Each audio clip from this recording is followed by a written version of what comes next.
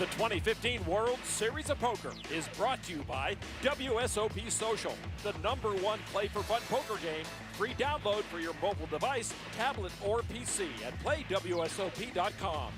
And 1800 Tequila. Enough said. Please drink responsibly. An early knockout was a very real possibility. It came on hand number 2, short stack Patrick Chan, sent packing by Joe McKeon. But it's been the play of Neil Blumenfield that has stolen the show, finding glory by having the guts to push his opponents around. Federico Buderoni, the Italian, still the short stack, has just 1.5% of the chips in play. He seems destined right now for 8th place, but we've seen stranger things happen. Antonio, we were talking during the break. It has been a very entertaining championship table so far. Yeah, and even though they're not a talkative bunch, it has been a true pleasure to commentate for these guys. They're fun to watch, even though they don't say a lot, as we said. And a lot of great action. I mean, Blumenfield, the legend, is awesome to watch. And Norman, your stand-up with the fedora and scarf and glasses is prescient. Well, he calls him the legend, Antonio said, and apparently I might have picked the right guy. Let's hope so. We're still 8-handed. All right, let's stand down. We're still 8-handed. Buderoni from Italy, 25 years old. And he right now with 3.15 million chips, and the blinds right now are 250 and 500,000 still, 50K ante. So he doesn't have much play left in that stack. And hope you have come with us now from ESPN to ESPN2, still on a 30-minute delay here at the 46th Annual World Series of Poker. Our final 8 players, the payout for 8th place, about just shy of 1.1 million. Buderoni folds, giving up another 50K in antes. And here is Neil Blumenfield, 61-year-old amateur from San Francisco. You saw the nice feature on him during the break.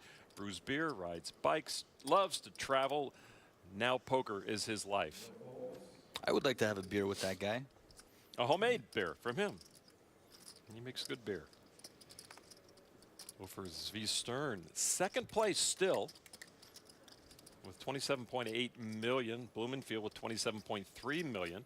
McKeon, the big stack, still with 69.5 million. So now a raise from Stern to Neuville. Pierre on the button.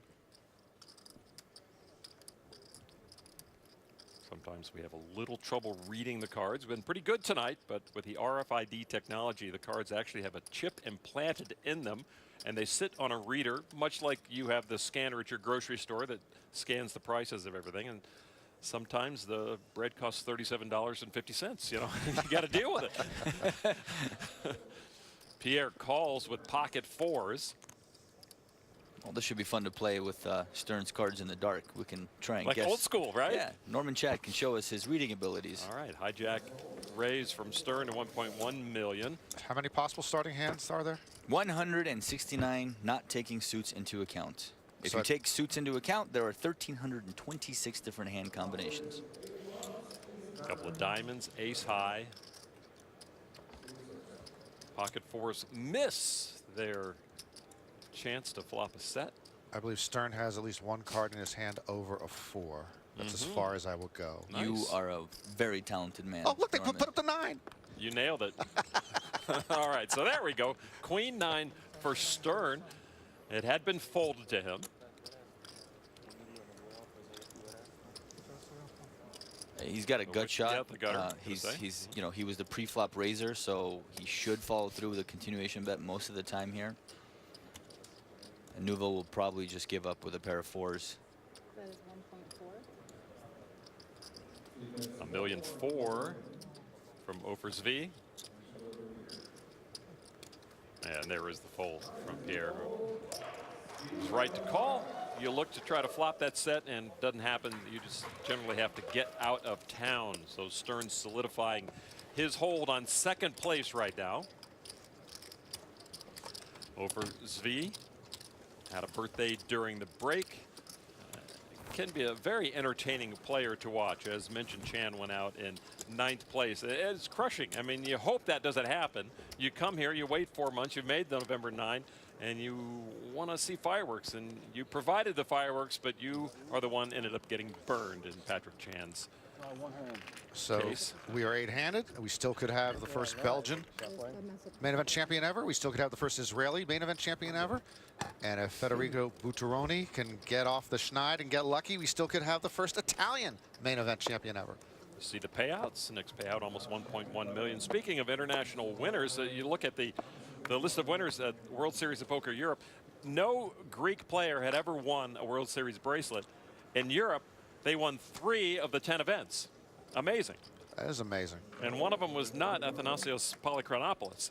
I can't. You say that name so well. Well, he is at our. It's impressive. He is a Circuit tough National name to Champion. say. I love Athanasios. And speaking of Athanasios and Neil Blumenfield, day 2, Neil's starting table that day, he says, really is what steeled him for this run. He had 2 past November 9ers at that table, Dan Sindelar and Jesse Sylvia, 2012 Poker Players Championship winner Matt Ashton, and the national championship final tableist Polychronopoulos. He says he learned from them. He took elements of their game, incorporated in his game, and by surviving that table, from then on, he was never intimidated by anyone else at the main event. That was quite a lineup he was up against. Yeah. And survived on day 2. 2.5 or 2.75. Pierre raises to $1,275,000. Haven't heard much from Max lately.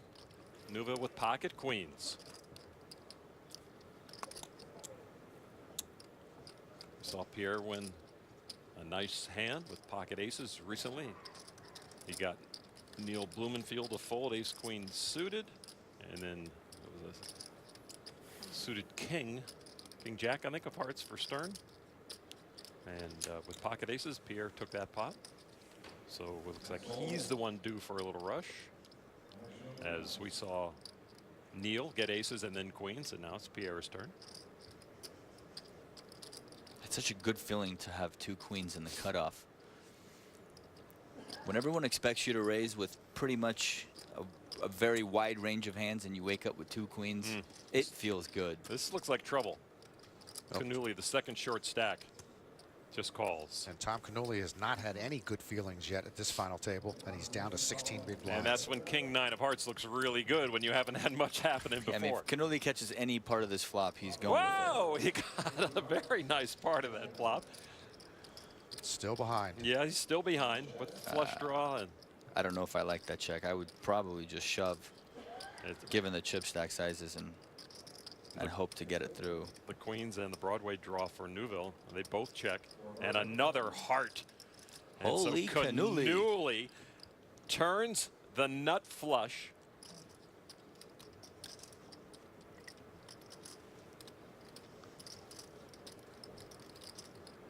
And Pierre, as you see the percentages here on the turn, Tom has to feel very comfortable. And just $1 million, is that what it is? Just a mill ball. Now watch this. He's hoping for Pierre to come over the top, and Yeah, but he won't. I think he's just going to call. you're right, as usual. But any chips are very welcome for Tom. That's a great card for Canuli. Wow, a straight for Pierre on the river against the made flush from Tom Canuli.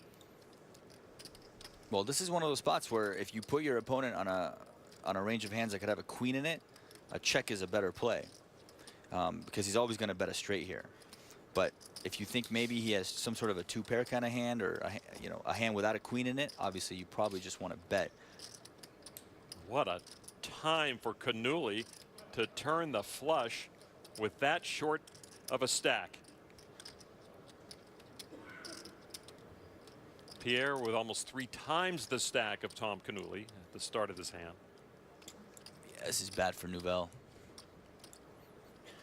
Yeah, Pierre could get hurt here. Let's see how Tom wants to play it. He's no doubt been in this situation many, many times before. He's got the experience. Both of these players know this game very well, the ins and outs, pluses and minuses of each move.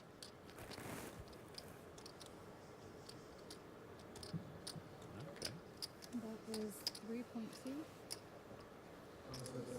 3.2 million.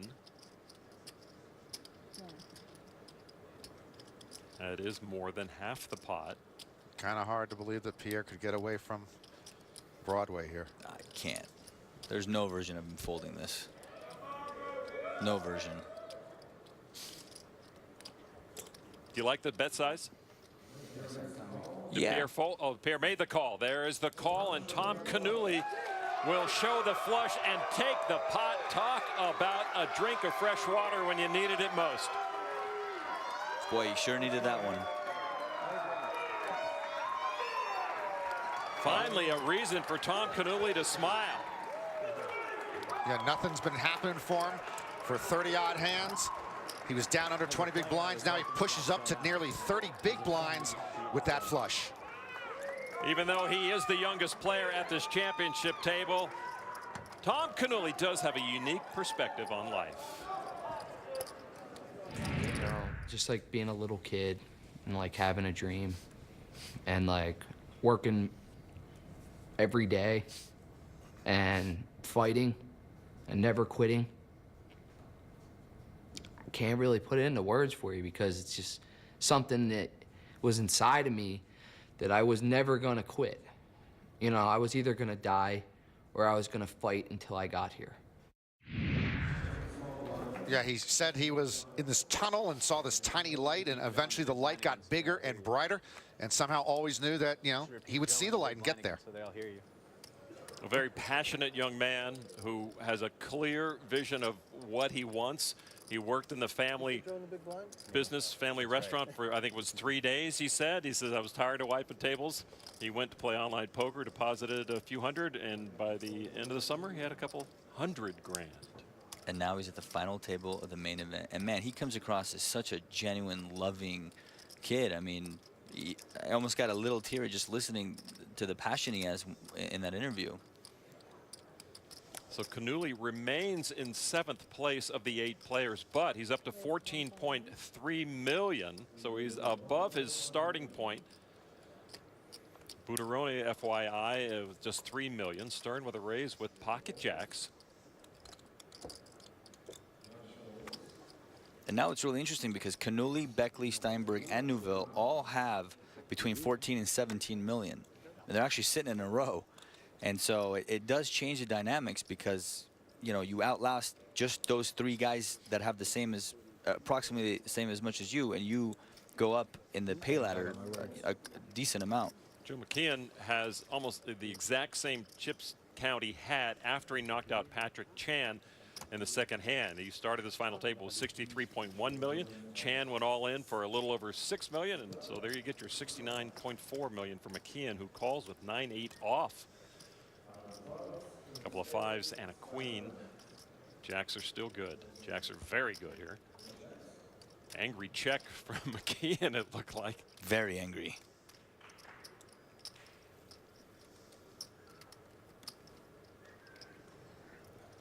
Now over Zvi. I think betting here or checking is completely fine. There's an overcard to the flop.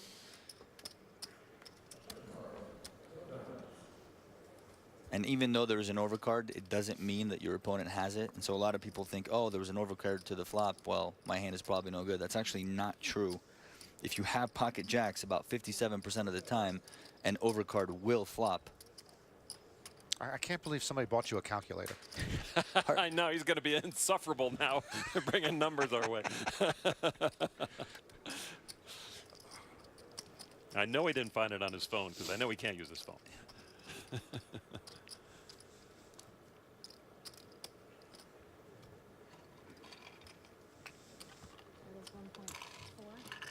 $1.4 million from Stern now on the turn.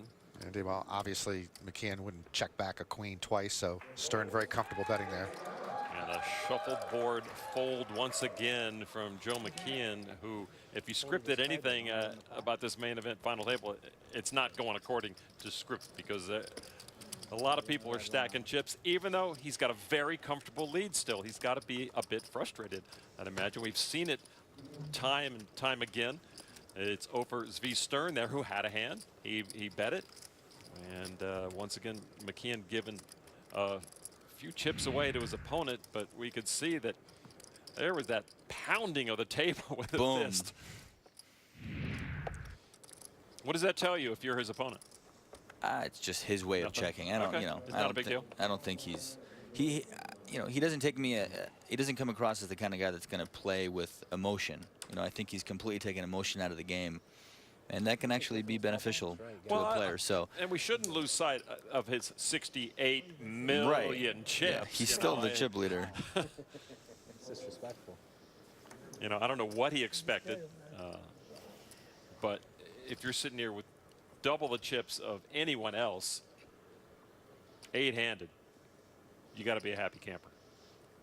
Folded to Josh Beckley, 25-year-old from Marlton, New Jersey. Marlton about 20 miles east of Philadelphia. And we still have 3 Philadelphia area reps with Beckley, Cannoli, and McKeon. How to play at Parks Casino in Pennsylvania, a turning stone as well in New York for these guys. He probably wouldn't be opening with such a light hand unless it was Butteroni's big blind, which it is, because he knows Butteroni is Desperate. desperate and not coming. I mean, he's only been all in one time, and so. But the other players also know that as well. Federico with less than $2.5 million behind after putting in that big blind and his ante. Steinberg with a re-raise. Is that 2.9 they said? Yes, of the ace king of clubs for Max. Max has not been a raising or 3-betting force yet. And of course, with ace king suited, that's a 3-bet. Buderoni now. Not ideal unless it's premium, but he is running out of chips. I mean, it's been 3-bet by Steinberg, and Buderoni does give it up.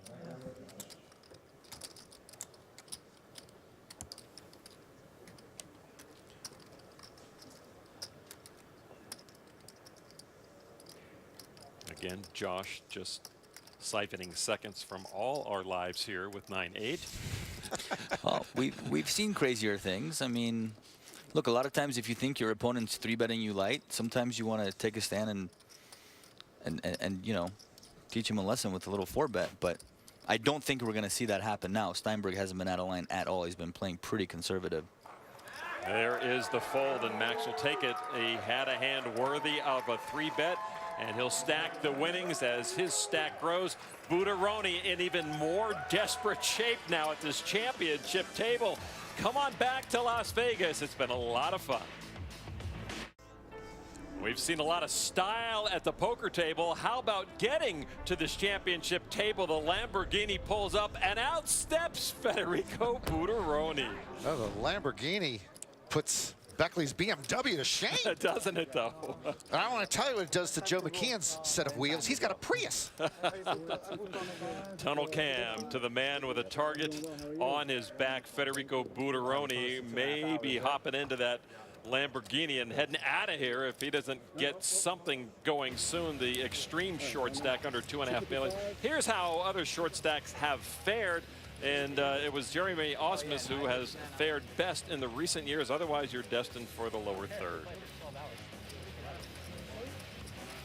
So Federico Buderoni trying to break that trend, but right now in the big blind. He's down to 5 big blinds. No, he was in the big blind the last hand, wasn't he? But He's Buderoni. he's in the small blind. Yep, Buderoni. Doesn't matter. Big, small, ante, it hurts. When you have 5 big blinds, you don't have any time. So players got a little break, walk it off, get some info, get some blood back in their legs. Big beard, too. Pierre Neuville looked like he was targeting Neil Blumenfeld with that stare. Maybe not, but trying to cut him off at the pass. Maybe no. There's a fold. Beckley folds to Steinberg. I got to get one of those suits. You know where to get him. I think you look better in black than blue, though. You look awesome in black. I don't know if that was genuine or sarcastic. It was genuine. I believed it. Lon will Wow. tell you. I believed it. Absolutely. He's warming up to me, folks. If Max makes tomorrow night's action, we'll see a different new suit from him. Ace King of Spades for the big stack. McKeon raised to just $1 million. Buteroni with a short stack. I hope he doesn't have a hand. He hasn't folded. He hasn't folded yet. Bad time for him to pick up something in play unless it's a pocket pair. All or nothing. He says all in with ace jack. It's a bad spot for Buteroni. Poor guy. I mean, against McKeon's button open, ace jack is an absolute monster. All in and call. Fold and all in, and a call, of course, from McKeon. And Buteroni, the one on the chopping block, dominated by the chip leader. He just got cooler out of his mind. He just got an ace jack first man on the button. He's behind. He has 3 outs. Well, I'm willing to want to watch a Buteroni reaction to a jack, jack, jack flop. Yeah, right. Wouldn't that be fun? How about just jack, jack? He would. He likes to flop quads. 20 laps around in this theater, I think. So Buteroni does need to pray for that jack. It is McKeon, once again, the man who can knock out a short stack. He has ace king against Buteroni's ace jack. Ace king still good. No runners. No runners. Huh? No runners. If he gets a runner, I get a runner too. Yeah. McKeon knows what good shape he is in here. It's the jack that the Italians are looking for.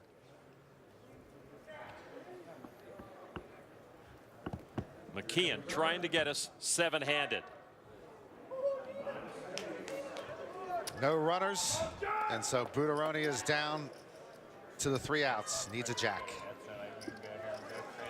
The 25-year-old Federico Buteroni from Rome, Italy, trying to make a mark here. He has been moving backwards all night long. He needs a jack on the river. The river card, the 7 of diamonds, and that will be the end of Federico Buteroni, done in by Joe McKeon. First time at the main event for Federico Buteroni, and it ends up with $1 million payday at the November 9. He earned about $96,000 more than a 9th place finish would have earned him. So Buteroni will consider Las Vegas in the World Series of Poker a very successful trip this year. Great support from his friends, from family. Federico Buteroni was a joy to have at the main event, and unfortunately hamstrung at this championship table. So we are down to 7, 2 knockouts, both by Joe McKeon. Back with more in just a moment. Federico Buteroni was trying to at least match the performance of the previous Italian November 9er Filippo Candio for his 4th place finish in 2010, but it was not to be. Kara is now with our 8th place finish. Italy's Federico Buteroni out in 8th place. You came in as the short stack. Can you talk to us about the frustration of having to play such a short stack? It was not easy to play like short stack because actually you don't have any option, and was a little bit frustrated because I would like to do some action, but I didn't see any card. Actually, the best hand was King 10, and I didn't see this was the first stage that I pick up in 40 hands, so I was a little bit frustrated, but it was incredible journey. So I'm really happy for that I'm here. Also, if now it's a little bit sad to see the result that I bust in 8th position, but. You've got such amazing people that have been here watching you. People came all the way from Australia as well. So what was it like to have everyone surrounding you in this moment? That is the most important victory. For this, I would like to say thanks to all my friends that came here to support me, all my family, all the Italians that support me, and to United States for giving me this beautiful dream. And I was living, and I think it was a huge experience, very nice experience, and so happy that I could be part of that. Thank you so much. Out in 8th place, Federico Buteroni. Love the attitude, boys. That was very, he took it very well. Raise to $1 million. And let me echo what Antonio mentioned earlier about Joe McKeon and Phil Hellmuth during the break. He is just playing really solid, disciplined big stack poker. He started tonight with 33% of the chips. He now has 42% of the chips, and he hasn't done all that much. Good point. He is just being there, being in the right moment. He knows what to do. When he's got somebody on the hook, extracts maximum value. And for the 2 short stacks, of course, it was 100% of their value. And both short stacks got unlucky because both times McKeon had an ace, and so they were beat both times. But chances are they were going to have him beat Chan with his king queen and Butaroni with his ace jack. And it's actually 3 in a row for McKeon. He knocked out Alex Turiansky in 10th place with pocket queens. Then he gets Chan, then he gets Butaroni. McKeon called with king jack of hearts after Canuli opened for $1 million with pocket 6s. Stern says, I'm going to flop a wheel. Have we seen a three-handed to the flop yet? I don't think so, because I can't really do that live. There's the deuce for Stern, but the pocket 6s for Canuli are still best.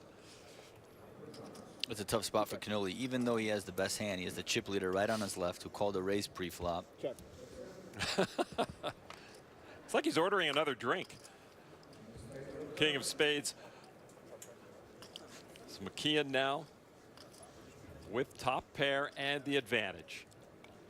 Check. Stern checks his pair of deuces. Canuli with the 6s. It was a good flop for him, at least. And he was in a tough spot. And I'm glad he's checking here.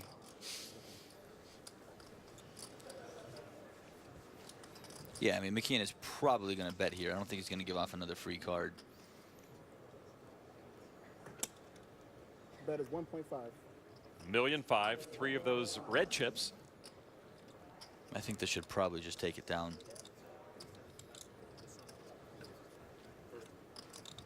I mean, he checked the flop, right? So he probably doesn't have a 9. He probably doesn't have a 7. The only thing he's repping is a king. And he actually happens to have one. And he actually has it. He's doing a very good job. So that's what's going through Stern and possibly Canuli when it gets back to him. But Stern is a non-believer.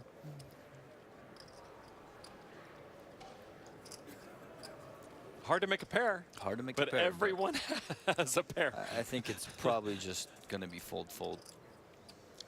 That would be wise. There's one. Now Canuli. You love a pocket pair to open up. And I love when it connects with the flop. well, yeah. That's actually a pretty good flop for 2 6s, but Well, yeah, it was the flop was great. Yeah. given his stack size, it's kind of a tough spot. Next hand. Oop. Joe, I'm sorry, Tom, just won a bunch of those chips. This would be pretty bad timing. He can't I really, think he's I mean, counting. yeah, he's not going to, if he does anything, he's just going to call. He can't raise here. I mean, what is he really repping if he raises here? I think he's just going to give it up.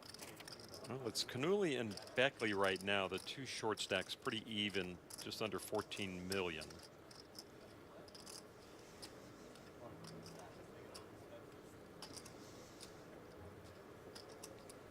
Did he hit the board or not? Call. Wow, there is a call. Yeah, McKeon likes his hand at this point. Ace of clubs. And now McKeon once again with a king sees an ace find its way to the felt. Also puts a 3rd club on the board. It's actually probably a good card for Canuli because he doesn't have to check call the river. Yeah. But he could also try and, I mean, he doesn't really have a flush here given that he checked the flop. Check. So it's probably going to go check, check. And Canuli can't win it. Check, check. So let's see if McKeon sees any reason to bet here, and he does not. Pocket 6s, no good. The turn card got there for McKeon, and once again, he's siphoning chips. Canuli's rail not happy with those developments after their boy had picked up a nice handful of chips as he down to now 11.3 million, the short stack at this table. McKeon now over 75 million chips, still leading the way, looking for his first World Series of Poker bracelet. Back to the Penn and Teller Theater.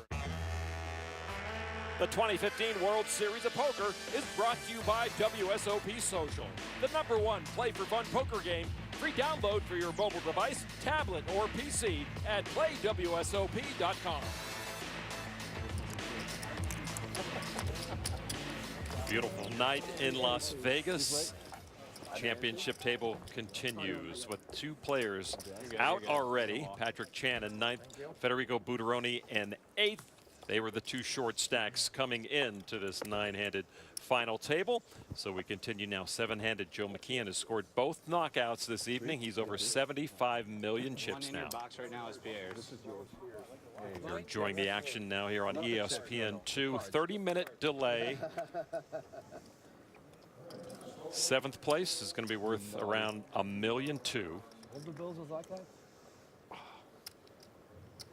Joe McKeon, the man with the big stack, and now he is getting a little more active, but still not as active as we have seen him in the past. The legend has been quiet lately, Antonio. Legend hasn't had a hand, but he doesn't need one. Gives up the button. He says, here you go, Pierre, as though Stern were going to fold, but Stern in the small blind. Stern got called the rabbi in high school because he had a long, scraggly beard of his. I had a long, scraggly beard in high school, and I was confused for Yasser Arafat. Is that right? Yes. I shaved it. I had the big mustache, and people thought I looked like Saddam Hussein. I shaved it, yeah. Who am I in the booth with, huh? I know, right? I mean, I'm a Scottish guy here. What's going on here? Over Zvi in the small blind with ace-9 raised to $1.3 million. The blind's at 250,000, 500,000.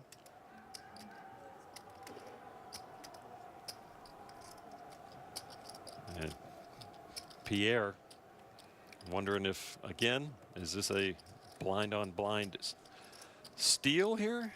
I like this raise. I mean, earlier I didn't love Blumenfield's raise just because you're against Stern, who's much more likely to defend and possibly 3-bet you with a hand like King Deuce. I think that Neuville is much less likely to do something like that. So Pierre calls with some of his 17 million chip stack. Stern with over 30 million now.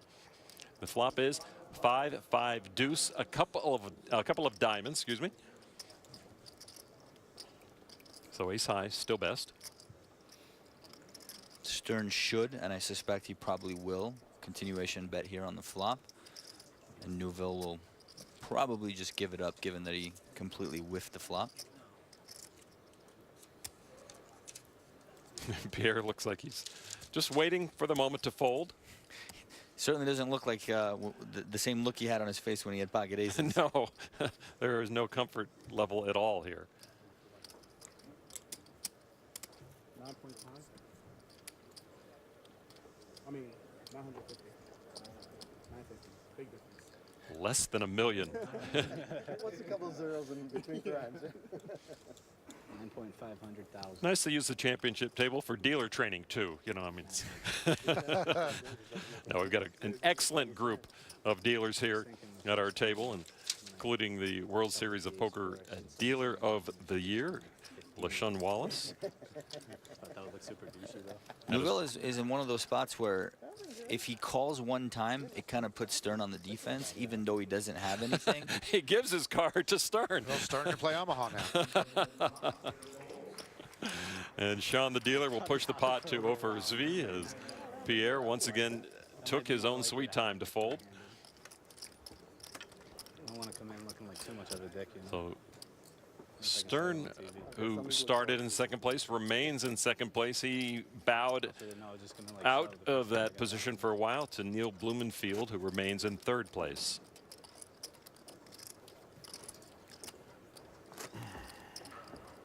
So 7-handed action now at this championship table. And where do you see the amateurs having the most trouble, Antonio, as we move forward? Because shorthanded play begins to get so important to know about, and it becomes much more difficult to play. So, I mean, it really comes down to how many decisions you make throughout the course of the final table. And the more decisions you have to make, and the harder those decisions are, I think that being a professional and having more experience just comes into play. And so the amateurs are more likely to make more mistakes when they have more decisions to make. And, you know, obviously when it gets 7, 6, 5-handed, as the button goes around every 5 hands or so, you just have to make more decisions, and hopefully they don't make bad decisions. Max Steinberg with an under the gun raise to $1.4 million with a suited ace.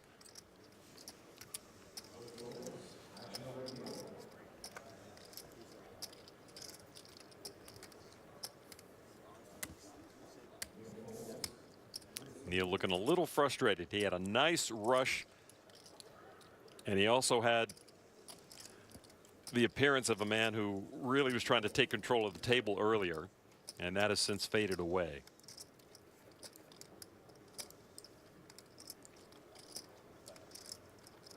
Pierre in the small blind has committed 250,000 chips in that blind to this hand already.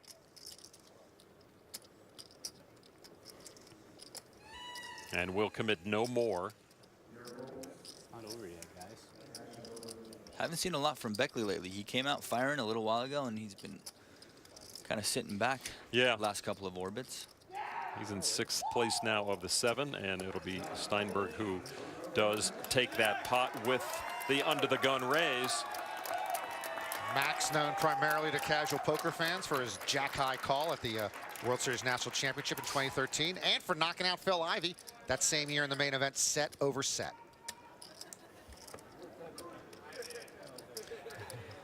He's not enamored with that jack high storyline.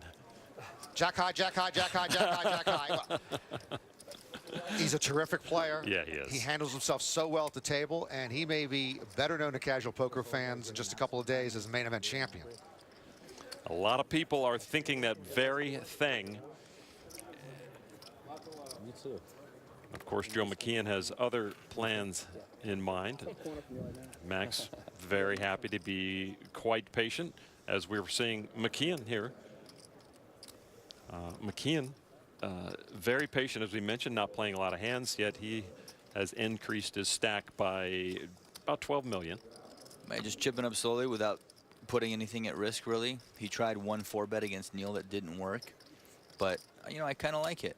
Well, the sign of a great player is to be able to adjust to what's happening in the environment. You can't force the issue. Right. I think what he wants to do is just kind of let everybody go at each other and eventually get to 3 or 2 4-handed and just kind of start pulling out all the stops there. There will come a time when he becomes super aggro at this final table. I promise you that. Oh, yeah. Speaking of super aggro, Hofer's V's turn. Always willing to fit the mold. Absolutely. He will fill the bill whenever you want to raise to 1.1 million. He with the pocket sixes. Of course, pocket sixes were a key hand for Joe McKeon down the stretch of this main event, getting to November 9er territory. Buteroni flop quads with pocket sixes during the main event.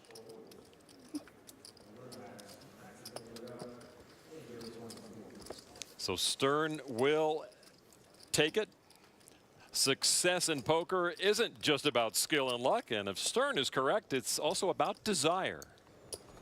Every poker player will tell you that it's their dream, and no doubt it's every player's dream, but you just always think that it was your dream is biggest. You wanted it the hardest, the baddest, and I'm not sure anybody wanted it more.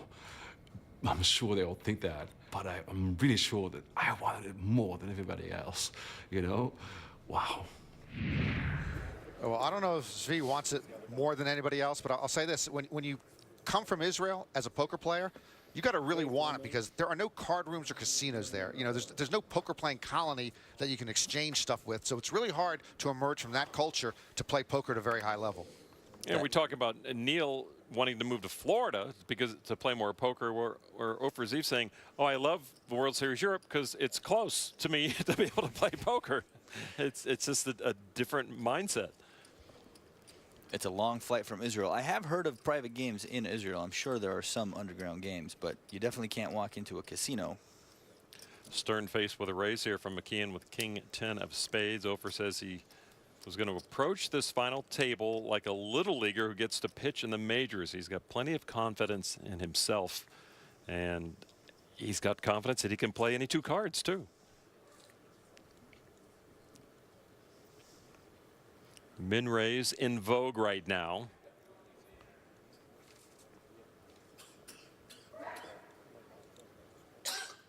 McKeon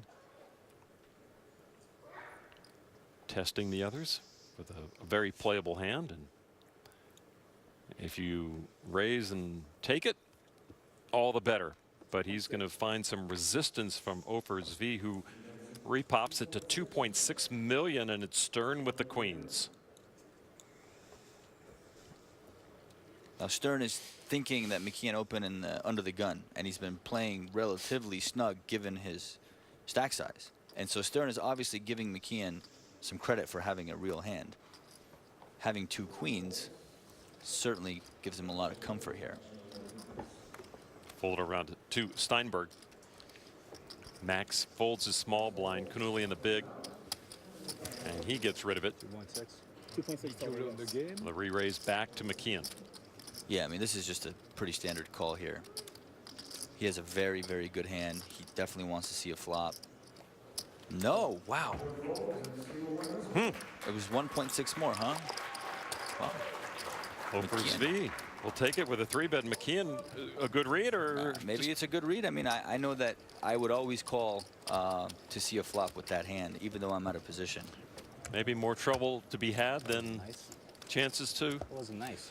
find a winning flop. Trying to play expensive. It was nice. I wanted to just, you know.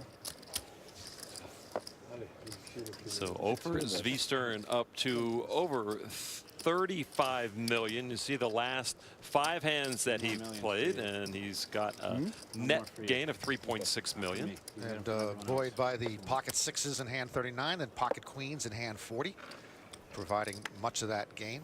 Interesting how we have seen the little mini rushes work its way around the table. Blumenfield got his early. We saw Pierre with his little rush. Stern now with some uptick. Well, the 2 youngest players left at this table are now the ones definitely going to have to make a move sooner or later. Beckley and Canuli, both playing with just barely more than 20 big blinds. Neal folded under the gun. Stern once again has the action. Fresh off stacking chips. Time and time again. 1,000,001 with ace jack offsuit.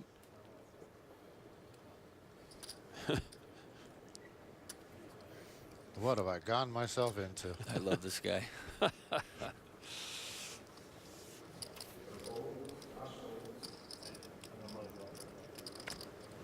Max folds his button. Canuli now.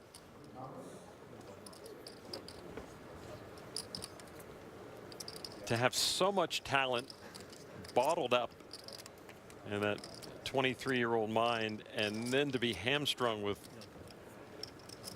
rags, it's frustrating for a young kid.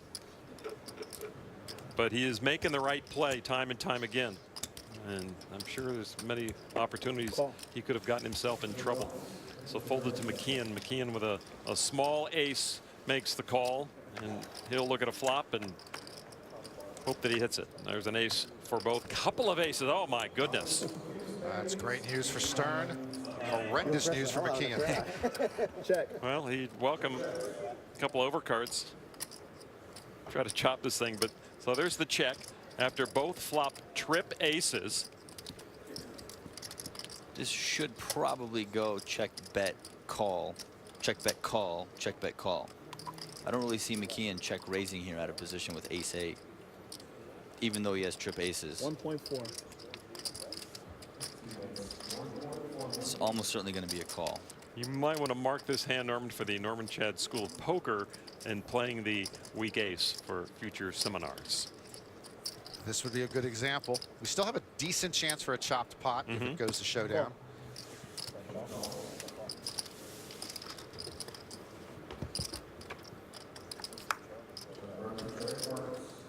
Tray of hearts. Check, bet, call.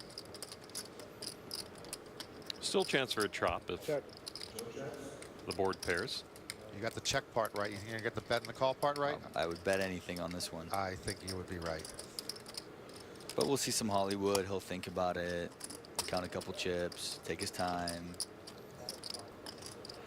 Well, this is a great run of 3 hands for Stern. The pocket sixes and the pocket queens, and now the ace jack is gonna bring home some more dividends probably. The 2 top stacks remaining of the 7 at this championship table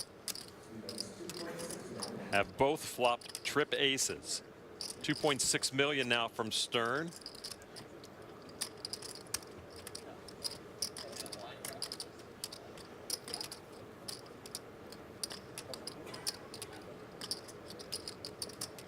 McKeon needs to show some restraint here, especially against the stack of Stern. Yep, those are calling chips.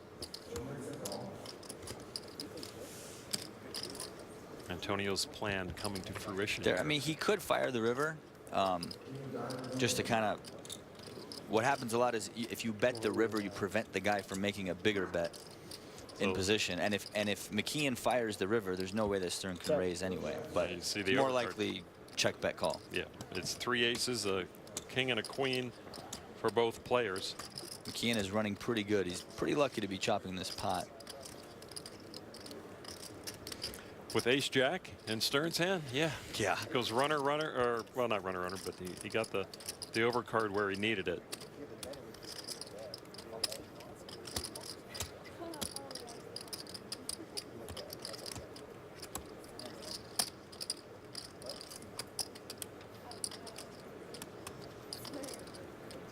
But Stern is wondering why McKeon has been so sticky here. Yeah, but Stern has to bet here.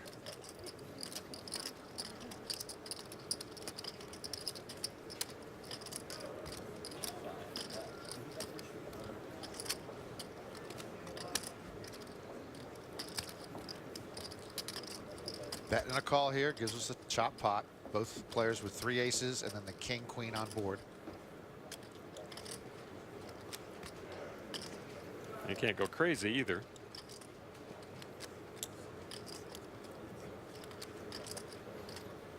Just in case. Appears to be 5. Let me double check. 5 million. You sure? Just cut it, Ruth. I got you. Okay. Even 5 million from over Zvi. Now, McKeon is going to figure out the puzzle. So if you think your opponent is very unlikely to be bluffing and that he has an ace, you really know you're only calling for a chop. So it's kind of a sticky spot. I mean, I don't see how McKeon could ever fold here, but yeah, it's just call and chop is.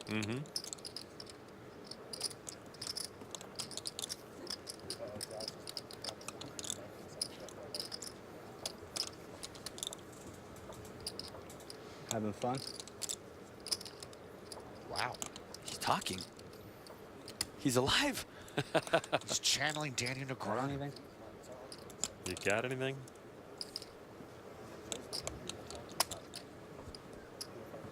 Call. There's a call. Chose ace jack. McKeon breathes a sigh of relief and a moment.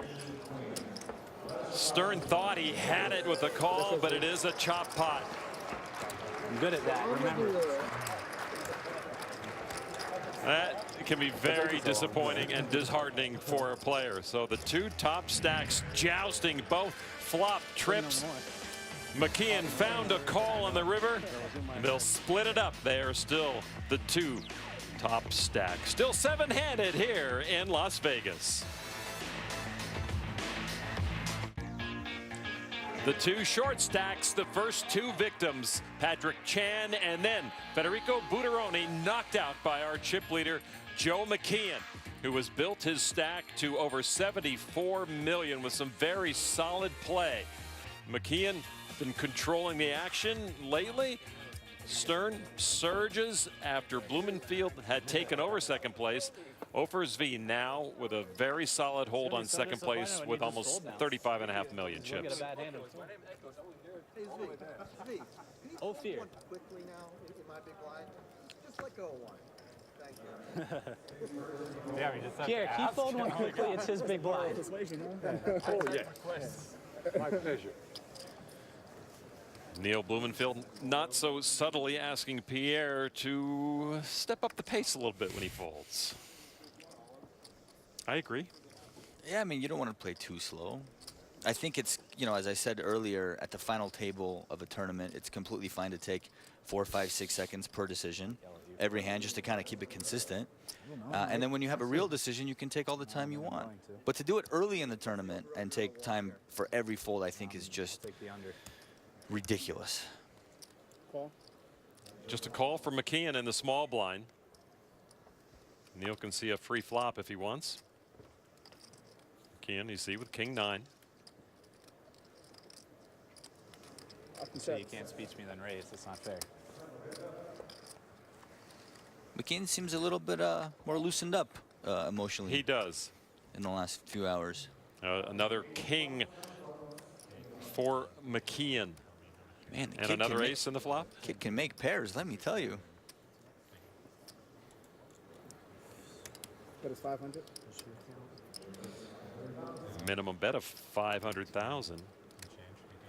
No No fold. This hand in the small blind either. You would. You bet the flop with it too. It was a good hand. Okay. You had 4 outs. Pair no good. Had it. V.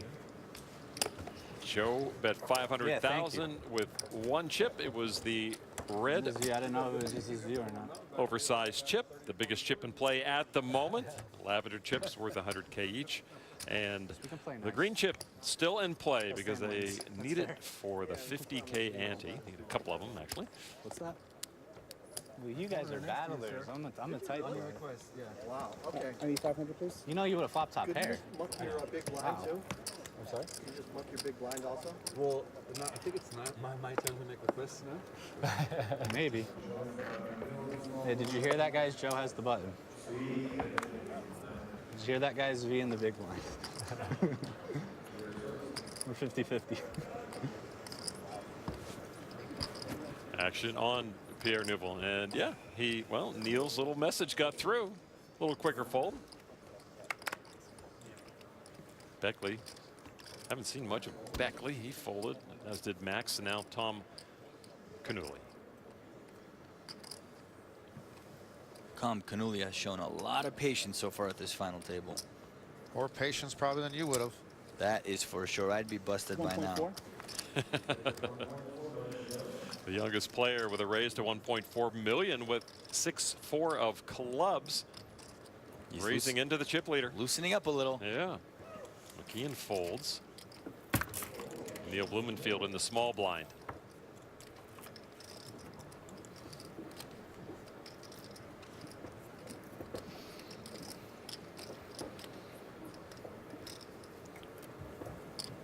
I mean, Canoli only opens this pot with 6-4 of clubs because McKeon has been playing a much tighter game than he ever expected him to.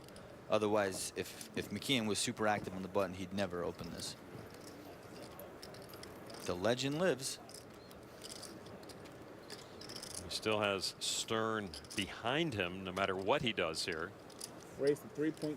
Re-raise to Given 3.2. Canoli has been playing pretty solid, this is a pretty strong play from Blumenfield with ace-3 off. The legend has shown he can 3-bet with any 2, and this time the weak ace. Stern quickly folds with 2 other players in the hand. Had it just been Blumenfield, it may have been a different story. Canuli folds to the re-raise, and Neil will take it with the best hand. Just an unstoppable force, huh? It's been a long time since Neil has heard those cheers from his fedora-clad fans who have come from all over the world. And a lot from Chicago, Denver, LA, and he is enjoying every moment, Norman. Well, you know, he always thought that His best shot was the seniors event. He only started playing the seniors event because one of his friends cashed. He said, "Not that friend's not that good of a player. If he can cash, I can cash." And now he's gone from the seniors to the main event, and his first final table at the World Series is at the biggest spectacle there is in poker. That's how I got into playing World Series events, because I saw you had cashed, and I figured if Norman can do it, anybody can do it. Just good for you, for both of you. You saw the World Series bracelet. You know, the bracelet's got almost 2,000 white and black diamonds on it. That's a lot of diamonds. It's a lot of diamonds. It's like 40 carats of diamonds on that thing. Raised to 1 million. You're going to need your whole support crew to carry that out of here come Tuesday night on ESPN when we do crown our new world champion. So McKeon starting to feel a little more comfortable here. A min raise to $1 million with King 5. The Kings have been working for him tonight. He seems to flop one every time he has one in his hand. One comes on the flop.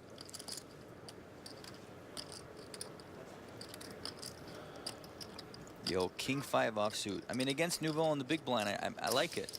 Just because he's not really defending very light.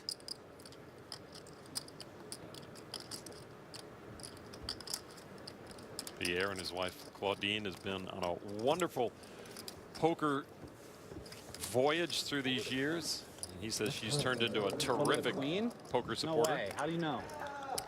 I could beat a queen. I still have 54. 12 minutes left on the level. For those of you who can't see the clock. Yeah, that camera actually is in the Pierre way. did not want to tangle with the chip leader. Barely. As Joe McKeon once again stacking more chips, over 76 million. You see his last 10 hands, a net gain of 8.2 million, slow and steady. He had joked that there was maybe only a 1% chance he would. There's a 1% chance he was not going to show up tonight because his favorite team, the Eagles, were playing on Sunday Night Football. I'm sure he's DVRing the Eagles tonight, so I don't want to ruin it for him. But they won in overtime, Joe. That's good news, though. Joe said this is the first time his parents would ever come to watch him play, and I thought, why else would they ever come to watch him play poker? And he said he wouldn't be surprised if his folks left after about an hour, that he did not need them to teleport their stress to him in this situation. It would have become a distraction. I don't know if they're still in the crowd or not, actually. I can imagine if your son or daughter is at the final table playing for so much money, it's got to be pretty stressful. I know that when I play, my mom, every time I'm in a hand, she loses her mind. She can't even watch. I mean, she's seen how you play. She goes crazy. Ace-8 again. 10-7 again. Antonio, you're killing me.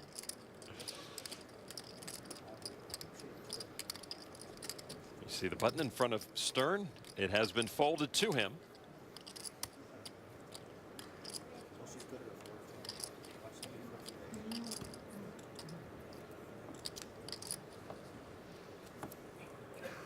Raised to 1.1. Yeah, I mean, he should be raising with all sorts of hands here. He is. Yeah, I mean, 6-3 suited is definitely in his range. Even 6-5 offsuit should be in his range, given that Beckley is playing pretty tight in the big blind. Well, you're saying 6-5 offsuit is in his range. You're telling me any two cards was in his range right Pretty now. much. I mean, I wouldn't open with a 7 deuce or a 9 deuce, but give me 6-5 here, I'm for sure raising it. Pierre folded. Been pretty snug tonight. Very snug tonight, I should say. Well, we lost Butaroni, the other first timer in the main event. Beckley, first time ever in the main event. Barely over his starting stack. 6th place right now, 12.5 million to begin the hand. Canuli, the only shorter stack. Stern in 2nd place with 34.5 million.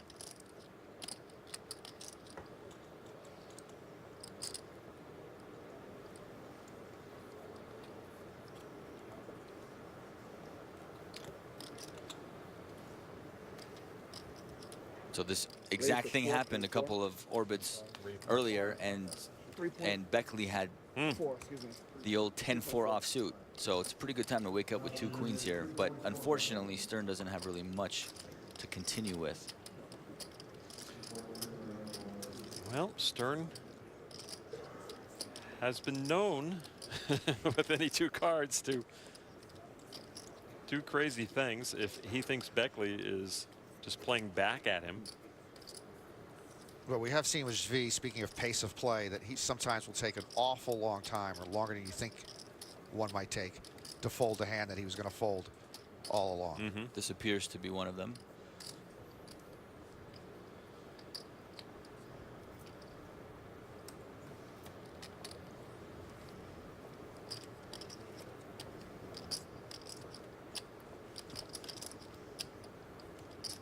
But I don't mind waiting this long if he does. Zvi Stern it and Follow through on it, right? Yeah. Let's say a 4-bet with Squadouche. Then it'll be worth it. It's hard to Z Stern it with six high here. Yeah, man, he does give it up. And not only did Beckley have it, but you have to then put yourself in a position that he's in now when the button comes back around to do that with rags and see if you get the same result. Yeah, I mean, we saw him do it earlier with 10-4, it worked, and this time he had queens. Both times it actually worked. Just goes to show how powerful re-raising your opponent pre-flop is. You said you're going to have the best hand this time? Me? Yeah. I think that was Josh's go. Oh. He said acting like he had the best hand. I heard Max is going to have the best hand. Everything, Acting Max every was one the- syllable word, Yeah. if it's like dissonant, sounds like Max. Yeah. Is that right? Is that a To proven me, I fact? don't know. It's like, We could do a study right here. I don't know if you're gonna have the best hand. Just let me know. I don't want to fold then. I don't want to lose anything. I don't know yet. So Yeah, me either.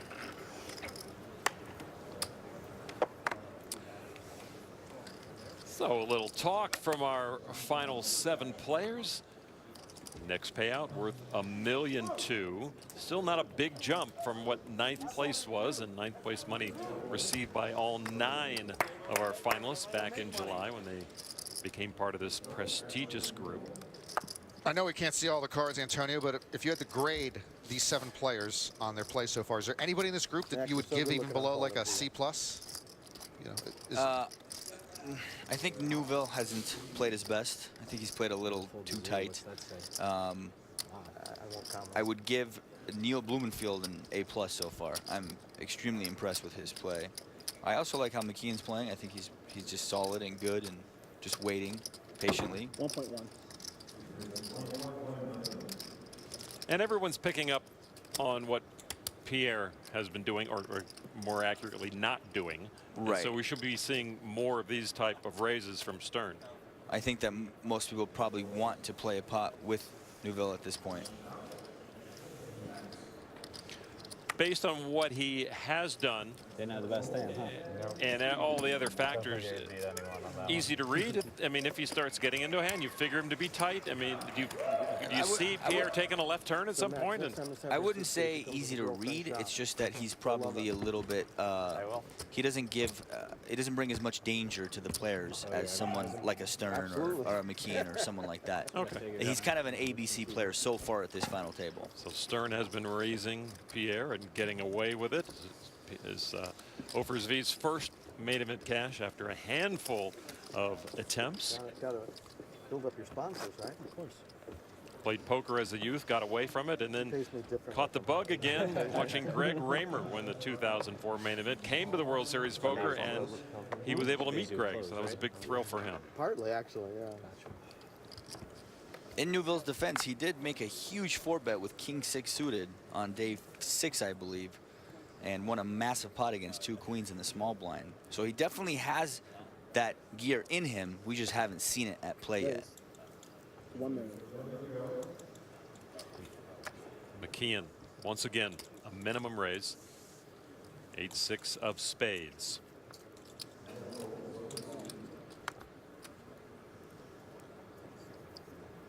Over Zvi Stern, second biggest stack. Still less than half the stack of our chip leader, Joe McKeon. Under the gun, this is a position that McKeon wants to open from because Canuli is in the big blind, and Canuli really hasn't been defending or getting out of line at all. Obviously, he's worried about the other players, but if he gets through them, he likes raising Canuli's big blind here because Canuli's under a lot of pressure with a little less than 9 million in chips.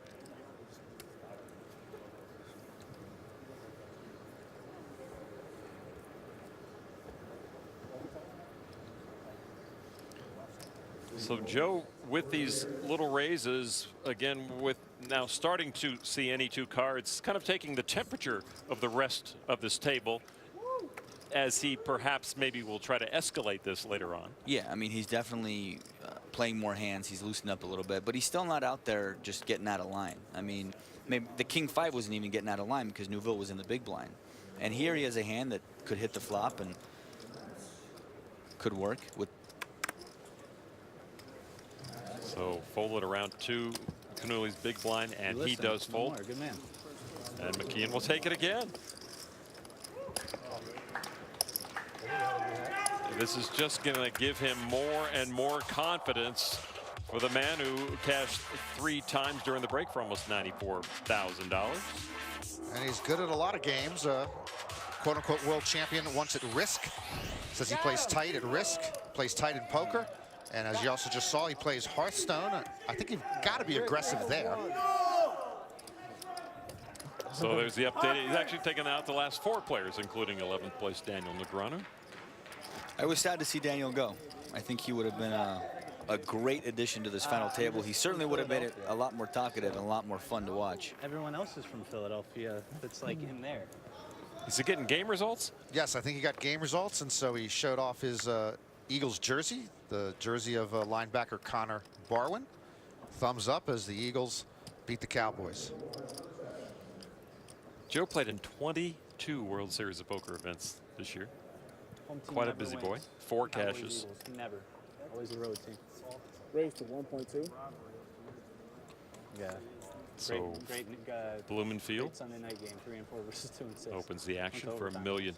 Under the gun. Had to be entertaining. First to go. I know, right? You had 2 monitors. You couldn't give me one? Come on, man.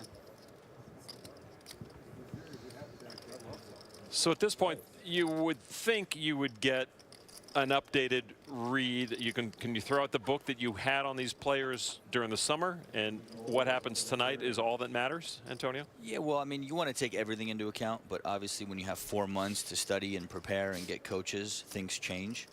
But you can make a pretty good assessment of how people are generally playing tonight, right? You can see that Cannuli is obviously waiting for a hand. Beckley made a couple moves. Neuville is playing pretty ABC. And our legend is just going for it.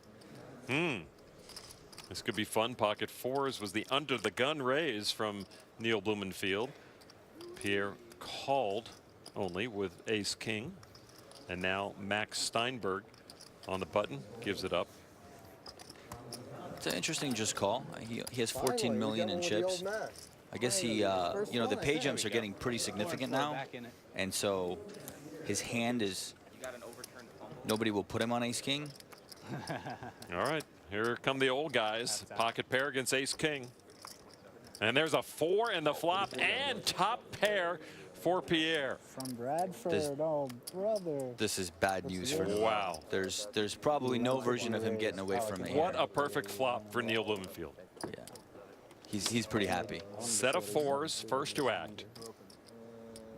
No slow play. Tiny bet. I love the lead because if he's bluffing and he missed his flop, he's probably going to continuation bet 1 time, just hoping that he's going to win right there.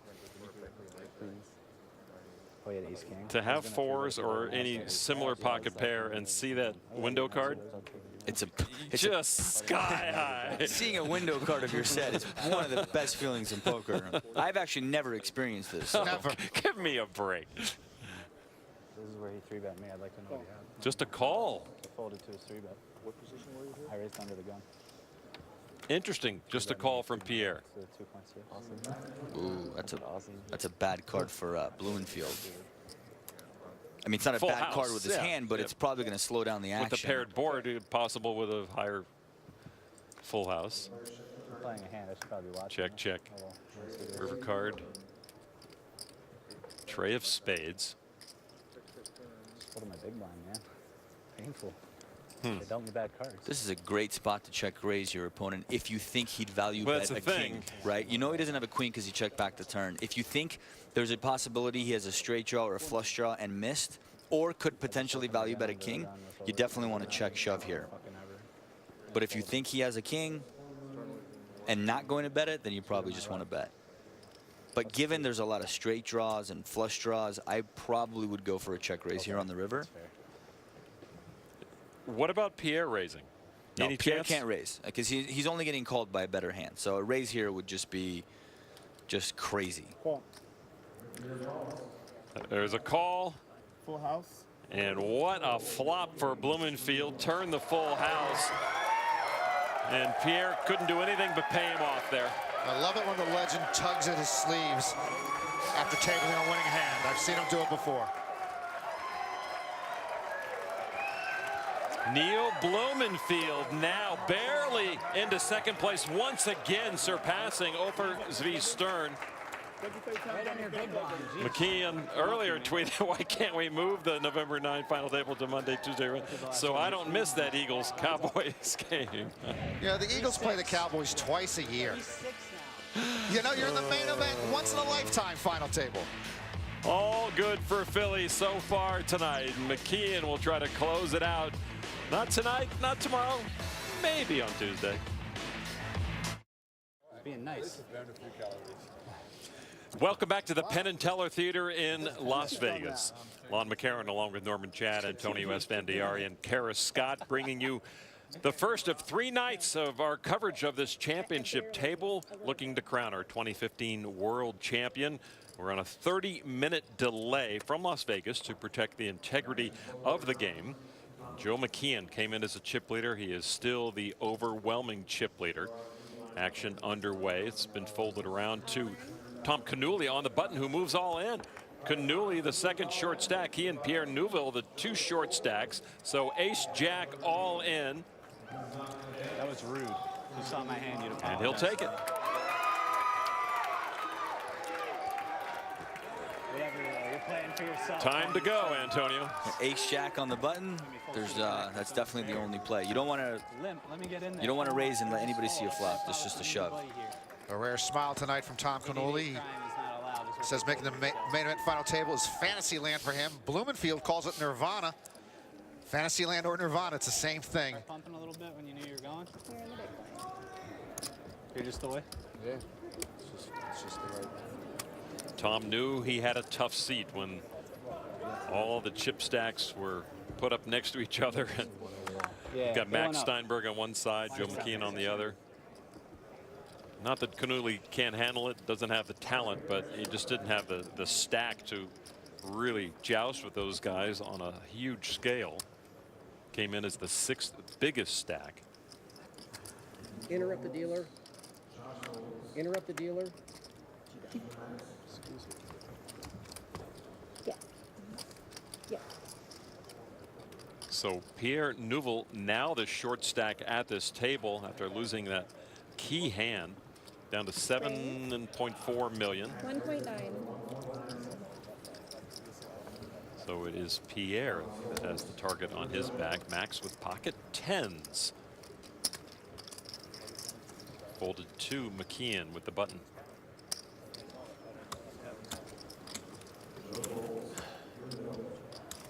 Max has had good luck, good fortune raising and getting McKeon out of the hand. Yeah, I mean, earlier he opened with 2 8s. McKeon 3-bet him, and he just folded pocket 8s. I don't think that would be happening here with 2 10s. Pocket 10s is a pretty strong hand. And you talk about Pierre playing snug. He's the one that folded the 10s, but Yes, it was that's the right fold. It was the right Neil's fold, aces. but just folding 10s to one single re-raise is pretty tight. Oh, Mr. Stern, take your time. Yeah, I think he's been one of the more active players at the table, but maybe he seems more active because he takes so long. It's a lot of camera time. It's true. So maybe he's only played 3 hands all night. He wants to maximize his airtime. He's got no patches. He's not advertising anything. He does fold, and Steinberg will take it. A 6 into the muck from Stern. So Max Steinberg collecting some chips. Max right now in 4th place with 18.5 million. The chip counts all over the mark now, with McKeon up top with 76 million. You got Blumenfield and Stern around the mid-30s, and then Steinberg with 18. There's Danny, Max's brother. You know, maybe it's just me, but I don't think Max looks anything like his twin brother, Danny. I'm sure it's just me. I think it's just you. I think. Aaron, also another brother, not a twin. They both play some poker. We had Danny at a final table main event Europe, I believe, wasn't it, in London? That might have been Max. Good point. You ever thought of that, Antonio, that whether you're playing against Max or Danny? Today it's easy. I don't think I've played against either one of them so far. Maybe Aaron. It's possible. McKeon with the raise to $1.2 million. Neal doesn't want to stand up to the chip leader. And now the meditation begins of Ofer Zvistern. And in Zvistern's defense, we did turn back the clocks 1 hour last week, so we have an extra hour. Oh, really? You don't think he's used it up? He's definitely taken a long time on almost every decision. Now the short stack in the big blind, faced with a raise from the big stack.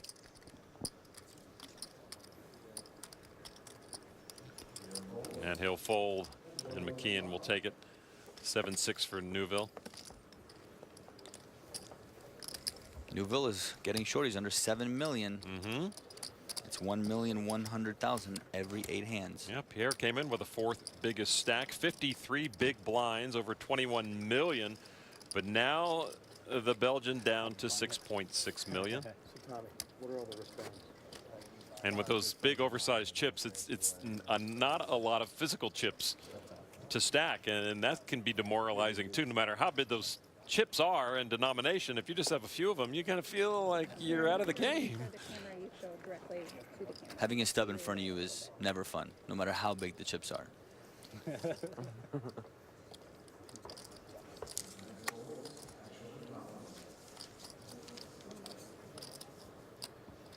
Max folded under the gun. Now Tom Canuli, second short stack, just over 9 million. He's had an all-star rail, all-star advisors and consultants. Jeff Gross, Brian Rast, Sorel Mitzi. Antonio Sfandiari was on that rail before. Were you thrown off it? I had to come hang out with you, Mr. Chad. No, Tom speaks very highly of you. I mean, we have a really good mutual friend, Jeff Gross. Yeah, Jeff's kind of his mentor, longtime friend of Tom, and really, Tom has used him as a poker mentor for a long time. And Jeff is one of my best friends, my professional best friend, actually. Yeah. Yeah. Well, he's a professional best friend. He always has whatever you need. You need one of those. If you need floss, he's got it. If you need, whatever you need, he's always got it. He's the best friend you can imagine. Well, I asked Tom about all his advisors, and he told me that Jeff Gross is his #1 guy, one of his best friends, and his spiritual supporter. And he said that Brian Rast helps him with poker situations and does the poker work with him.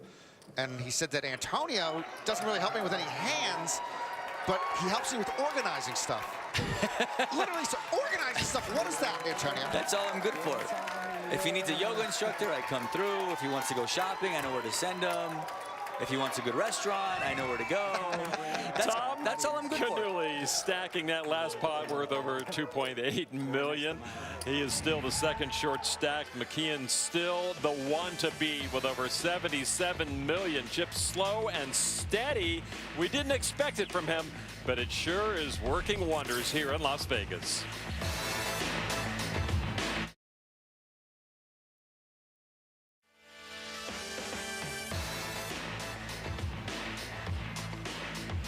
Our November Niners visited the Neon Museum in Las Vegas recently. Pierre Neuville, the short stack. Kara Scott has a report on how Pierre prepares. Over the past 5 years or so, Pierre has been refining a specific routine for poker tournament breaks to help him clear his mind and feel more focused in the game and more refreshed. Here on our longer tournament breaks, he won't be speaking to anyone, and that includes his wife, who will walk with him to a room where he can rest by himself. There, he undresses, and he has 2 very specifically timed meditations. The first one is for calm. The second one is to really get him back into the situation of the tournament itself. He says if he doesn't have a chance to do these things, he feels it really does impact his game, but if it all goes well, he feels revitalized and fresh like it's a brand new day. Okay, one. I can't wait to hear this. I don't think I need to continue. No, I'll just stop with one. Every poker viewing party in the world, what's he going to say? Goodness. Oh, wow. Well, look at this. Joe McKeon with queens. The hand he got us down to our November Niners, knocking out Alex Turiansky with that in 10th place.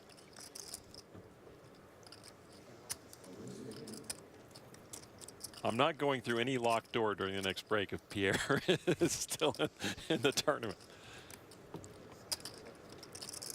So the blinds are up to 300, 600,000. The ante now 75K. What supreme pressure it is on our short stacks. Pierre Nouvel and Tom Canuli.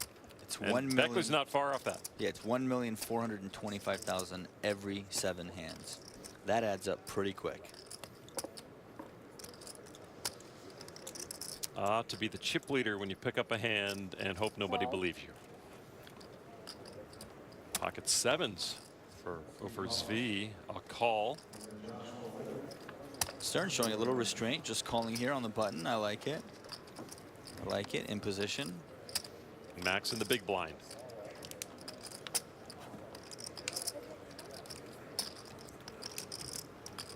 Max wants to play.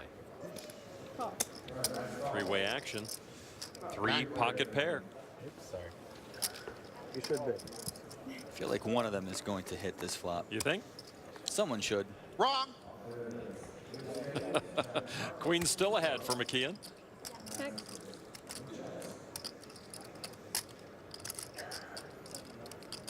No way you can check her. I mean, it would be pretty tricky. If you think Stern is going to bet, it would be completely fine to check, but I think you just have to follow through here. I got to say, he makes the sloppiest bets of any poker pro I've seen. Well, apparently he generally tends to slam down anything. But I love that he doesn't waste time. I love that he doesn't waste time. I got to give him credit there. McKeon just plays. And if he doesn't have a big decision, he doesn't, you know, doesn't put on a big show. But we still miss Robert Salaburu. Oh, boy. Oh, wow. Salaburu was a legend.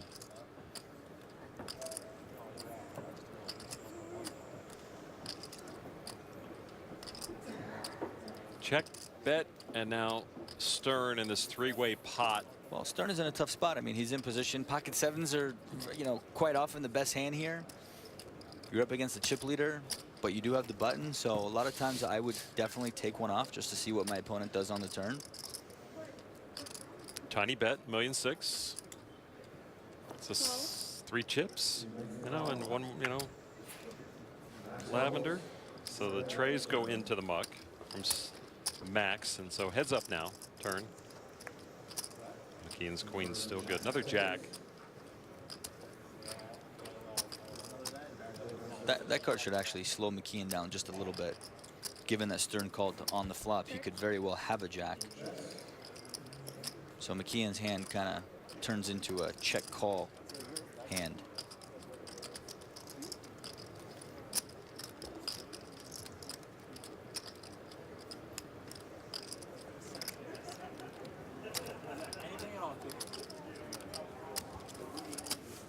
Check.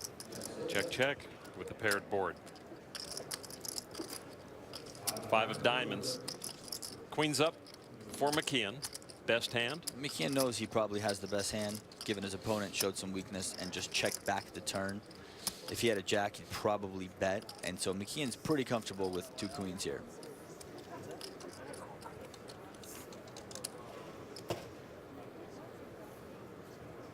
Joe keeps finding himself in good spots. 3.8. That's a great value bet. When you know your queens are good, you got to get value. Do you have a line of T-shirts with that? When you know your queens are good, you've got to get value. I'd buy it. And calling is not out of the realm here. No, but, you know, Stern is going through all the different hands and thinking, well, is McKeon really bluffing here on the river? He bet the flop. He checked when a jack came, and now he's firing the river. I think that Stern probably is going to end up believing him.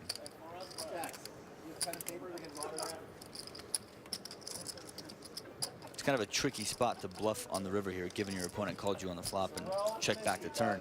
You probably assume that you're going to get called. And so he probably has a hand, is what Stern is thinking.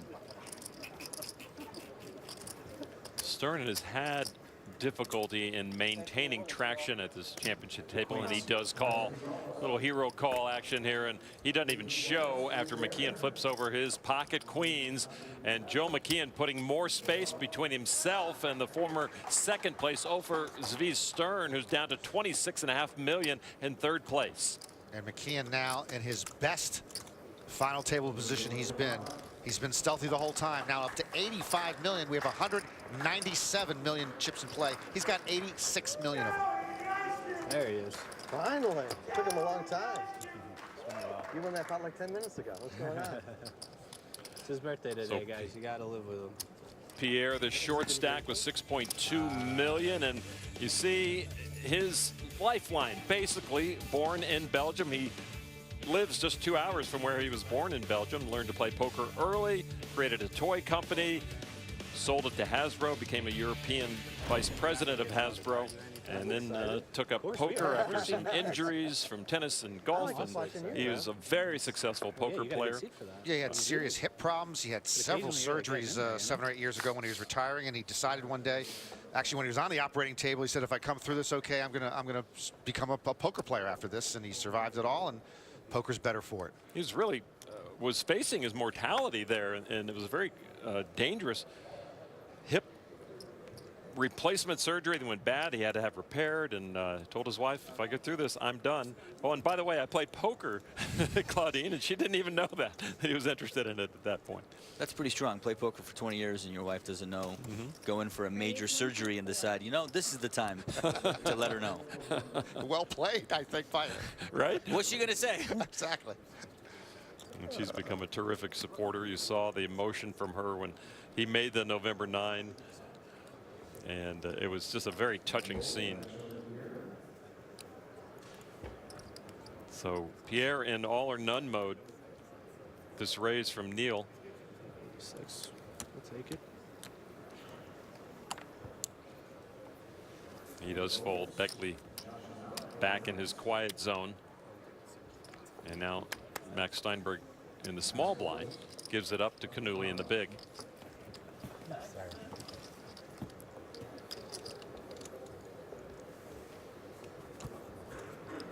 There's 3 players right there. It's possible Antonio, Steinberg, Canuli, McKeon, the best 3 players at this table. I would say they're probably the 3 best, but you know, I wouldn't count Blumenfield out too. He's played pretty strong tonight, but overall, yeah, I think they have the most experience and probably the most talent. And Canuli folds Queen Jack in the big blind to the raise from Neil Blumenfield.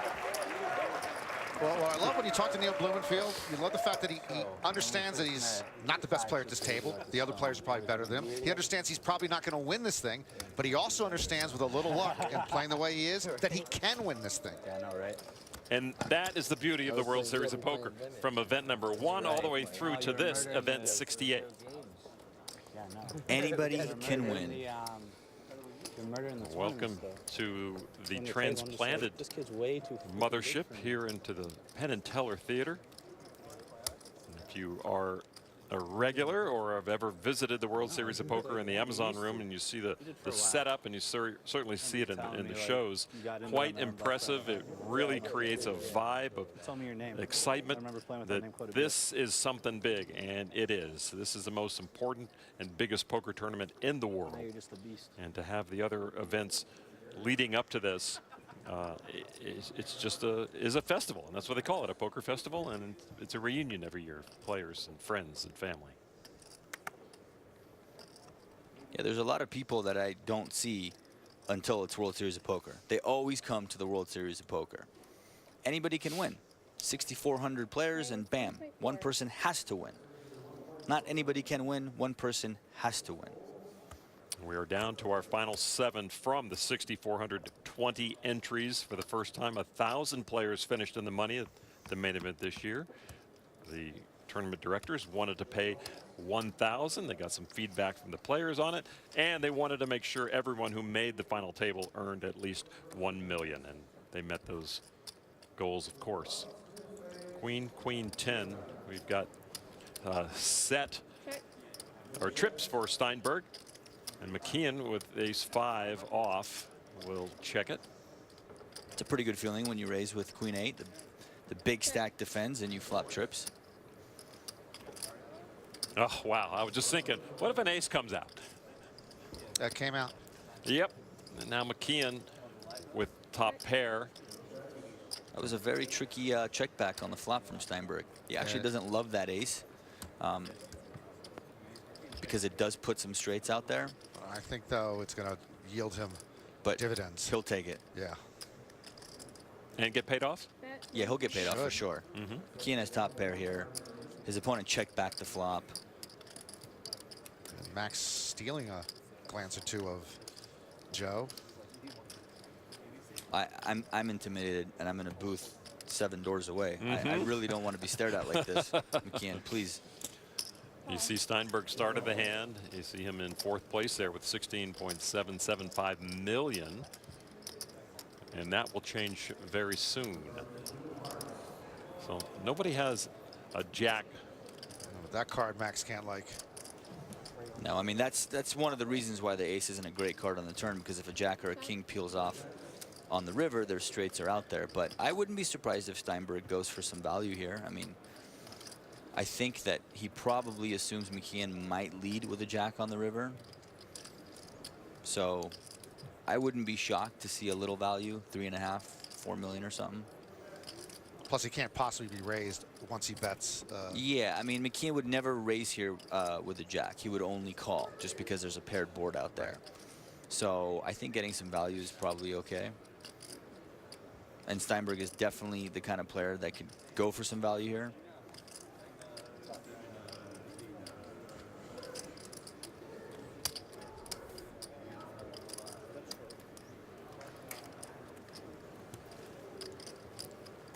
So Steinberg managing to move toward the chips and look for value here on the river. And even 4 million.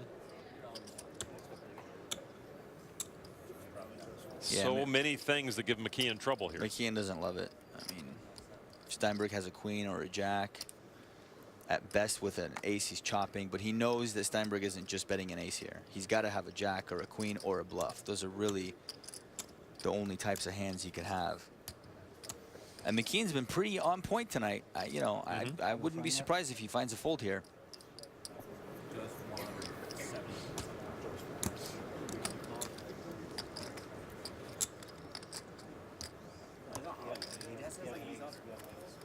McKeon Got anything? Going with his read. If all else fails, ask him.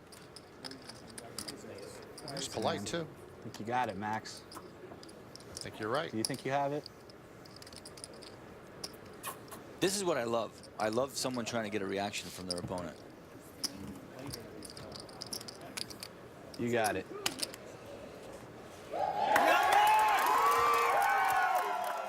Nice fold. Nice bet, nice fold, nice value bet. Played like a couple of wizards. I could beat the 8-7. Max Steinberg finally back over 20 million chips. His starting stack, 9-handed. I decided you had it, so I folded. that's a logical decision. I thought I had it, and then I thought you had it, so I decided, you know, you can win one. Patrick Chan, the first one out here on the second hand of the night. The other short stack, Federico Buonarroti, also knocked out by Joe McKeon. Neil Blumenfield has been dubbed the legend by our Antonio Esfandiari tonight, and now Pierre Neuville, the short stack. Ace 5. Yeah. That would have been Another impressive thing about that like fold, get Joe McKeon off and the Steinberg, ace-5, even though they've been playing 7 days before it, didn't play a single hand with each other until they got down to the final 10. So they went through that whole week of the World Series without ever intersecting with each other. So McKeon there be able to pick up Steinberg's strength without a whole lot of experience against That him. was 3 years ago when it was cool. Now it's different. The stub of Pierre Neuville, just over 6 million. I knew you can do it 3 times in a row, Zvi. Stern with an opening raise with ace king of hearts to $1.4 million. So explain to folks out there, when we started this gig, 3x, 3 times the big blind was your standard. Now it's a little more than a min raise is kind of standard. Is it because it does the same job with committing fewer chips? What is the? I mean, typically if you do a min raise, the only person that should come is the big blind, unless someone else decides to play their hand. Whereas if someone else is going to play their hand, it doesn't really make a difference whether you make it 2x or 2.5x. They're going to come anyway. So, you know, some players just like to do a min raise, and some players like to do a little bit, you know, 2.5x, 3x even. Us old timers, we're still on the 5x. You know, I like to open it 5 times. Max likes to open big too. Yeah, Max likes to play big. Which I like it. I mean, you're going to build a bigger pot, and give yourself a chance to win more chips. Well, we've got the pocket ace for McKeon against ace king of hearts for Stern. There's an ace and a king. So top 2 for Stern. Check. I'd say that's a pretty good flop for ace king.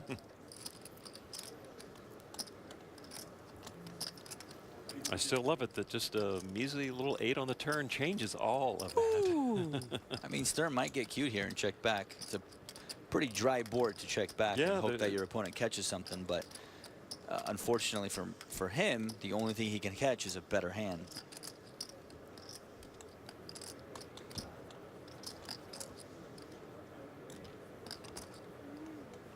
Bet 950.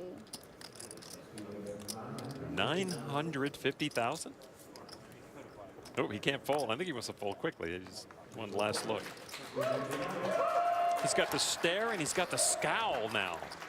He didn't really have the scowl before the championship table. Over Zvi will stack the winnings there. Nice flop. McKeon gives up a little bit, down to 81 million only now. 81 million, playing for $7.5 million. Pretty good seat to be in. Tunnel cam alert. Look out, Jack. You see our final 7 players. Blumenfield in second place, still 34.6 million. Stern Played nice. Solidly in third with almost Nice 29 million. 950 was very nice. But maybe it was like dangerously nice, you know? Neil's girlfriend is Maybe just like named you wanted Pascal, to and that's the name of her shop in San Francisco. You see on his chest, I Pascaline was standing on TV. He said, "No, don't give that man his money." of Paris. I didn't give you your money. What's Little that? homebrew parties they have there. It's a check, maybe. See another card. I make a set. Let's go. I can just picture Neil walking the streets of San Francisco on a cold, damp, foggy midsummer night. I can too. Needing a heavy coat. I can picture him getting a croissant in Paris as well. So why is he going to go to Fort Lauderdale with that coat? Just folded my butt, and you can tell how pissed I am. So, McKeon throwing the 25K chips around there. He can afford it. A call from Blumenfield in the small blind with ace deuce suited. And a check. So a cheap flop for these two guys. Stern with queen 8 against the ace deuce. Both guys behaving. Mm-hmm. An 8 for the big blind. Stern to take the lead.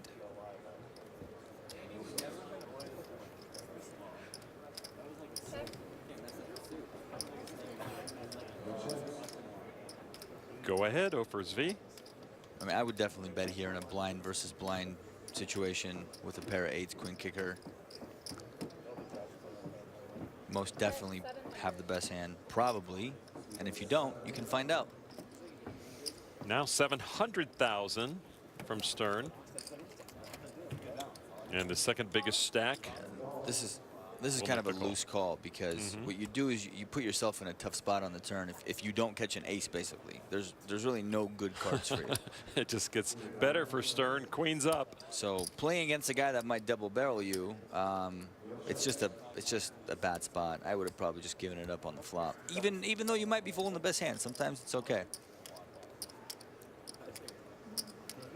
You should make this similarly small, wouldn't you? Yeah, I mean, I definitely don't want my opponent to go away when I have queens and eights here. And there is the fold after the bet of 1.3 million. Stern will take it. A nice big blind hand as he turns queens up. Over Zvi now again over 30 million, and he does close the gap on Blumenfield a bit, just 3 million. Separate the two. McKeon back feeling a little better. A moment ago, you see he was a little frustrated, and one of the green chips got loose. Uh-oh. I love the slow cam. That's awesome. Super slow. Super slow. Yeah. Don't trip. Don't trip. Phew. He was not the dude he wants to be. Pierre does not want to miss a hand here. No more. Need it.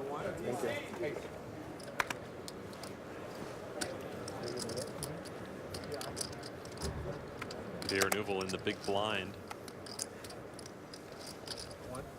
having to commit 600,000 of his small stack, along with the 75K ante. The ante becoming very prominent in the whole mix.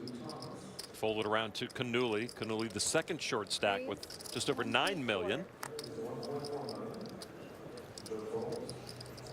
You see king queen off for Tom. He loves raising Nouvel's big blind. Just because Nouvel is super short. Yeah. He's been giving it up, and this is a great spot for Canoli to go after. So with McKeon out of the way, Neil is the big stack in play here on the button. He just calls, dominated with king jack of diamonds. Stern the small blind. Even though he's dominated, there's many scenarios where he can win this pot. If both players miss the flop, he has chips, he has position, and he's in a very good spot to win the pot, depending on what comes out, of course. If a king comes, Canuli will be doubled up, most probably.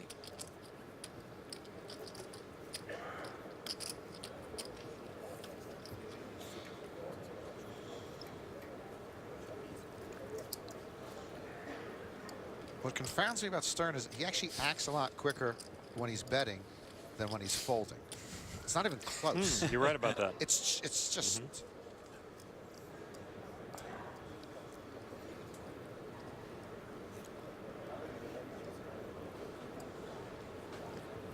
It's I think possible you want to see if your opponent is going to give you anything there, but I just think he's taking too long.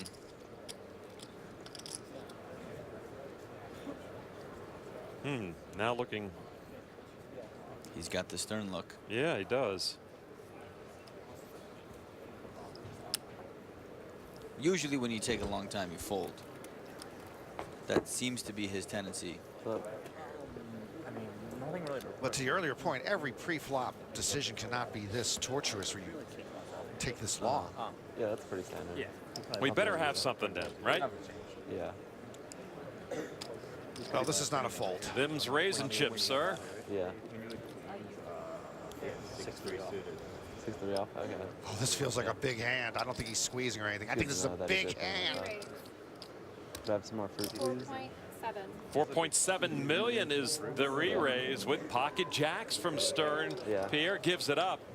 Yeah, I can take this stack and just more. So now back to Canuli, the original raiser with king queen off. Yeah, they'll both be folding.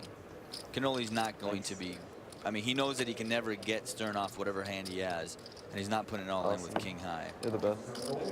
And as much as Blumenfield wants to take a flop with king jack suited, I doubt he's going to call. It's a pretty significant raise. But he does have position. Never count the legend out.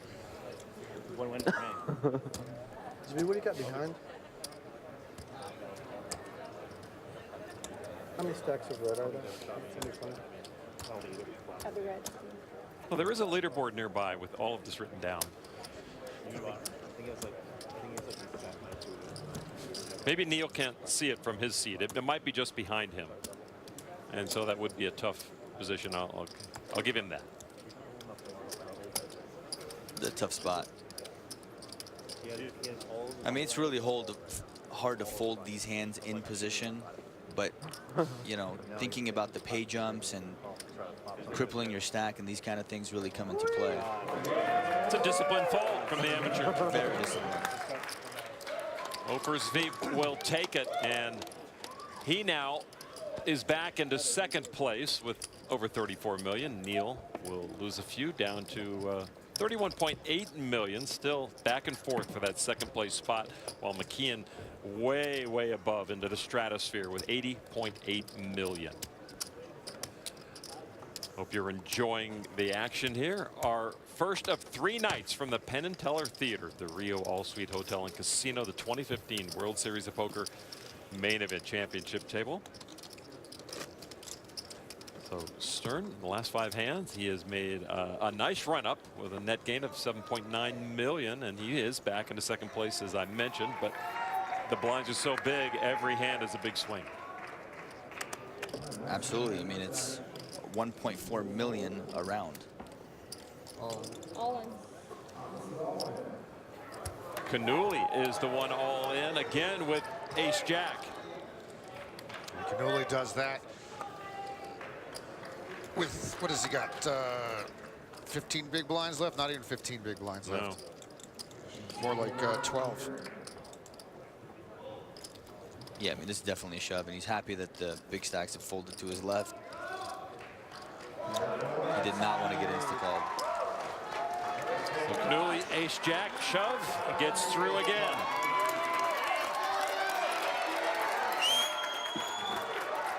It has been a tough go for the youngest player, 23 years old from South Jersey. He's hanging in there, showing a lot of discipline. Isn't it amazing that 9 million is just 4% of the chips in play? I mean, this is such a huge tournament, and when every player, all 6,420 gets 30,000 chips to start, it builds a huge tournament, and it is quite the spectacle. If you've never been here, even if you're not a poker player, if you're in town, come by. It is quite the feeling to hear the chips, to see the hundreds of poker tables throughout all the convention rooms here at the Rio, and it is quite a story to bring back home. Our top 3 stacks: Blumenfield in third, Stern in second, McKeon still in first, where he started this championship table. Raise. 1.2. Canuli folded, and I think McKeon raised. Yes, he did, with pocket 5s to 1,000,002.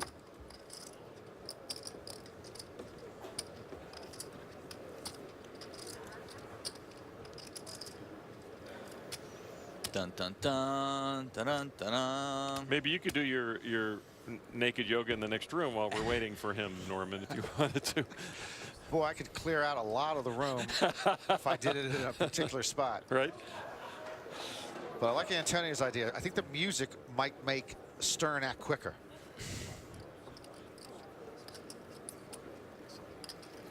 Instead of a clock, you could have like a Jeopardy theme in front of every guy when it's their turn, and you can hear it play down. Well, he hasn't disappointed us the last couple times. All right, so he is. I mean, when he does this, he always puts his chips forward, so at least he's coming. On the button, a re-raise from Ofer Zvi Stern. 3,350,000.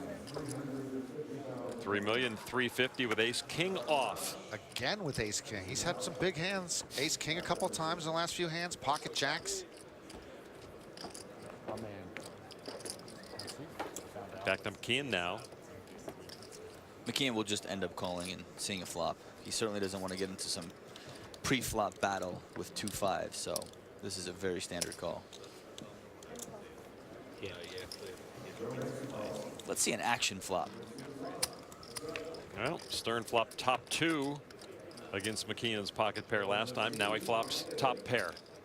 Top pair ace kicker. You're only supposed to flop a pair with ace king about 1/3 of the time. He is proving the mathematicians very wrong tonight.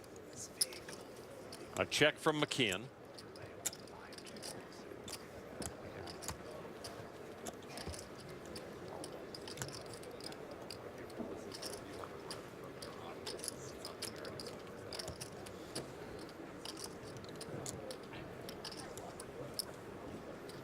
McKeon watching Stern's every move. There are tells in every little motion your opponent makes, and you might especially look for them against an amateur. I used to wear a mood ring, but that was too much. Oh, that was a problem. Yeah. This is kind of an interesting situation because McKeon had some merit to call because he's really only worried about a king. 8 and 6 don't bother him, but you know, 3 overcards to your 5s, you really don't want to be calling there in that spot. But I think it would have been okay to look up your opponent just to see. So a rare step backwards for McKeon as Stern is stacking his winnings there as he moves up to almost 39 million. He started this final table with 29.8 million.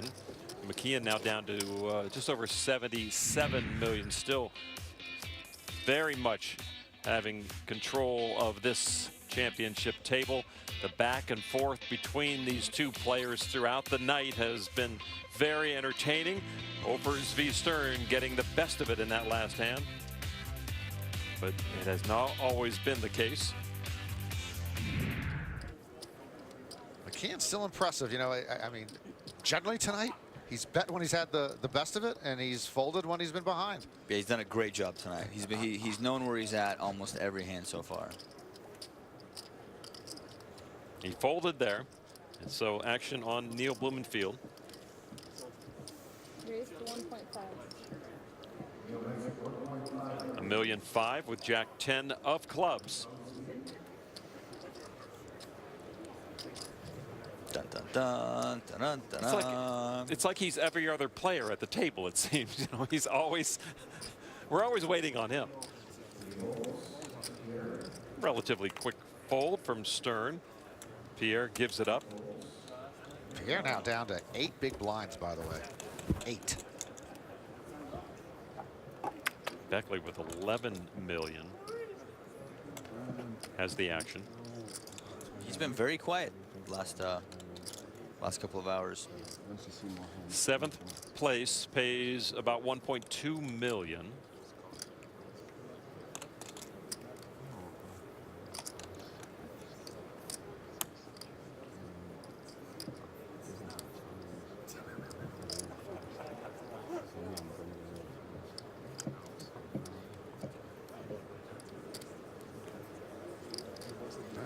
I guess he wants to play with Neil. You know, generally, scarved players don't like playing against other scarved players, but Josh is coming in. And why not? Pocket queens for Josh Beckley. Yeah, and this will be the end of this hand because it's very clear that Beckley has committed his whole stack. There's zero version of him folding, and Blumenfield holds jack high. So next hand, please. Jack 10, it's great to see a flop with, but you don't want to pay that much for it. No, definitely not. So some much needed chips for another South Jersey player, Josh Beckley. Almost 14 million chips, 25-year-old. I don't think he drove the Beamer here, but he certainly will enjoy it when he gets back to wherever it is housed. So tomorrow we'll be back on the air once we get another knockout tonight. We'll be back on the air tomorrow on ESPN2, 8 p.m. Eastern. We're looking to play from 6 players down to 3. And then we'll have a championship night on ESPN Tuesday at 9:30 p.m. Eastern. Just those 3 chips in play. You can kind of gauge players' stacks. Oh, look who it is. Dun, dun, dun. Oh, wow, that was a record. Here we go. Short stack Pierre. Neville is running out of time. He looks tired. He looks tired. He's running out of time. He's got to get his chips in the pot very soon. Canuli now the second short stack. 8.2 million. McKeon will get a walk in the big blind. Played it great, guys. And that is just fine with him. It's been a very different game than we expected from McKeon, but very solid, as you mentioned. Yeah, I remember on day 7, everything went right for him. And he knows everything went right for him. And he overpowered the final 2 tables when he was in position. We are seeing a different game from him tonight, though, and it's effective. Yes, but still playing extremely well. I mean, he's made almost every right decision, minus 1 wrong 4-bet. It just didn't work out. I mean, I don't even know if it was wrong or not. It just didn't work out. He's played fantastic poker tonight. I mentioned the almost 2,000 diamonds in that bracelet. There's also 194 rubies in there as well. Just want to update the statistics on our main event bracelet. Messed it up for us, I think. Stern with 38.8 million. Being very careful not to knock his chip towers over. Opens to 1.4 million with Jack 9. So he'll push the envelope a little bit.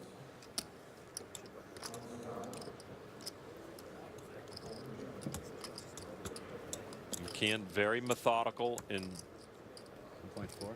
his actions every time he gets cards. I'm going to try to be repetitive,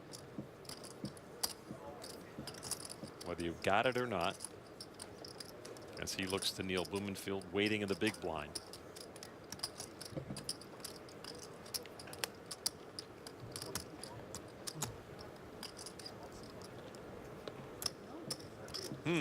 Three betting chips coming, boys. Using the big chips. We raise. All right, we'll see what Thanks for protecting my blind. 4.1 million. Keane's up to. Yeah, aces. No big deal. Just the best hand. End of hand. He's had some good hands tonight, too. I think he's had queens, kings, absolutely. aces, ace, king. Got to get cards if you want to win. Small pocket pair aren't working out for him, but, these big ones do pretty well.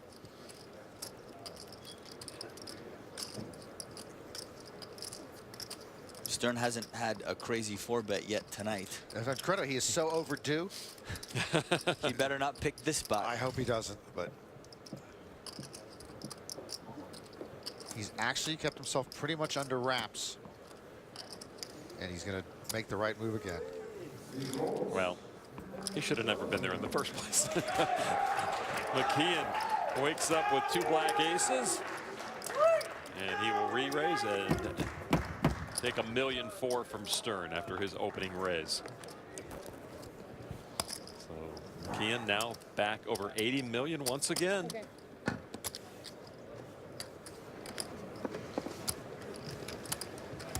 God, I'm just more comfortable this Make way. sure you spread your cards. I'll let them dig. They said to make sure you spread your cards. I'm more secure in myself, you know? Yeah. You see how things have played down tonight. The 2 short stacks, Chan and Buderoni eliminated. Stern's aggression continuing. McKeon is still the man to beat with over 80 million. Everyone else is kind of spinning their wheels, trading some chips. Once in a while, they give them over to Joe. And it has led to 3 players who have severely short stacks. Neuville, the most dire situation with 4.5 million. Canuli with 7.8 million. Beckley cannot sit back with 13.7 million. Joe on the button with a raise to $1.2 million. King 10 of clubs.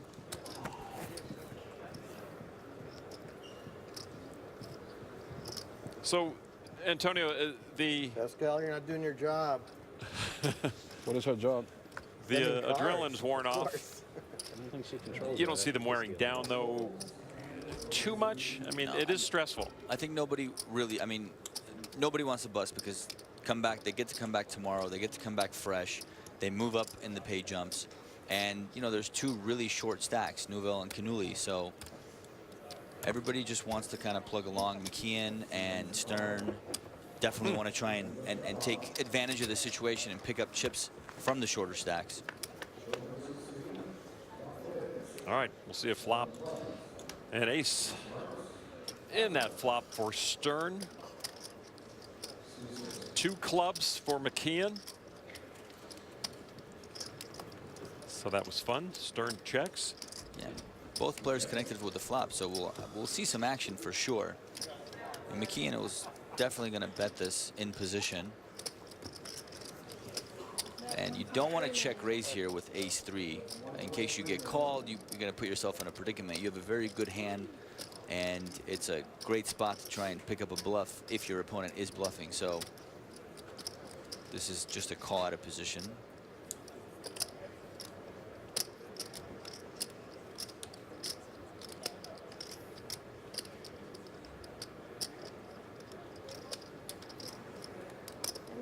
All right, we'll see if the chip leader run good continues here on the turn as he looks for a club. If he peels a club here, he officially runs good. He got it. No big deal. I'm glad we've made it official. It's official. This is a really good spot for McKeon to be in because Stern knows that he's opening a lot of hands on the button. And so for him to bet the flop and now probably bet the turn, you know, is he really going to give him credit for having as big a hand as he does? He's probably going to do this with rag hands as well.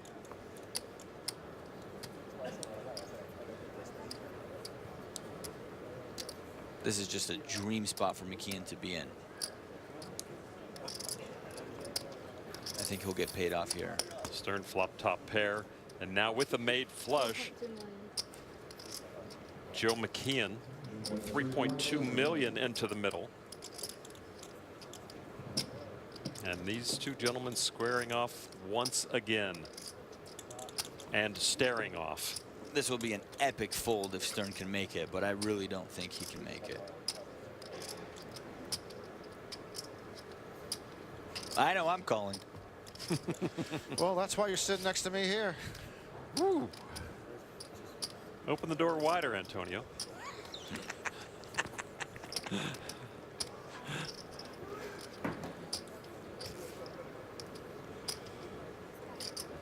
But you know what's going through Stern's mind is if I call 3.2 here, what's the bet I could potentially be facing on the river? 7, 8 million? The only thing better is if Stern had the ace of clubs. Yeah, that would definitely make it easier to call. But it's a really tough spot for Stern. Well, you're right about, I'm thinking about the river bet, and he'd be giving up a really good chip position here if he ends up calling the turn in the river. End up probably giving up 1/4 of his chips in this pot, and he'd no longer be number 2 in chips, so that is running through his mind. You have to look ahead in all these strategy skill games. Of course, it's not just one If I street. call here, what am I going to do next street? Right. Yeah.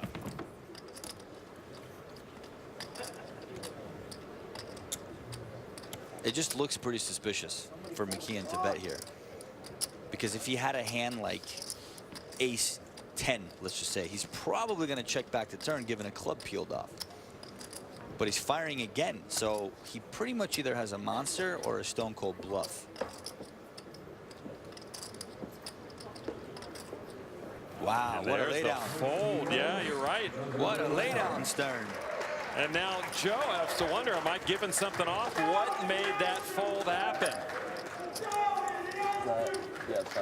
I mean, he loves to be stacking the chips, but when you turn a flush, like it's a guy who was flop top pair, you want a little more value. But still, who's complaining? He's got almost 84 million. Well, it's his choice. I got one, that's all I know. That was a great laydown. I got to give him a lot of credit.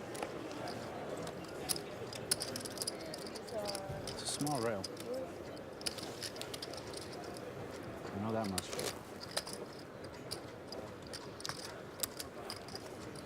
Now, Tom Canuli, and now you saw Pierre Neuville in desperate straits here. Neuville trying to become the oldest main event champ ever. He's 72. Johnny Moss, Poker Hall of Famer, is the oldest ever to win the main event at age 67. But Neuville's got an awful lot of work to get back into this mix. He only has enough chips for 3 more orbits. If he doesn't play a hand in the next 3 orbits, he's out. 1.4 million around. He only has 4.5 million chips. Neuville in the big blind. Another raise from McKeon. And now Joe is starting to come alive. King 7, a raise to $1.2 million. Yeah, I mean, he's going to attack Neuville's blind every single chance that he gets. And he's got to go through these guys to get it, and he's got no problem with that. Nope, not when you're sitting on 84 million and making flushes. Oh, hello, Mr. Legend. There's a re-race. Re-race. 3.5 million. Oh, what a look. Neil is really been enamored with his aces tonight. I mean, he's had some big hands, but he's had some middling aces too that he's running with. A 3-bet from Neil, and now Offers v Stern. And he has heard this song before.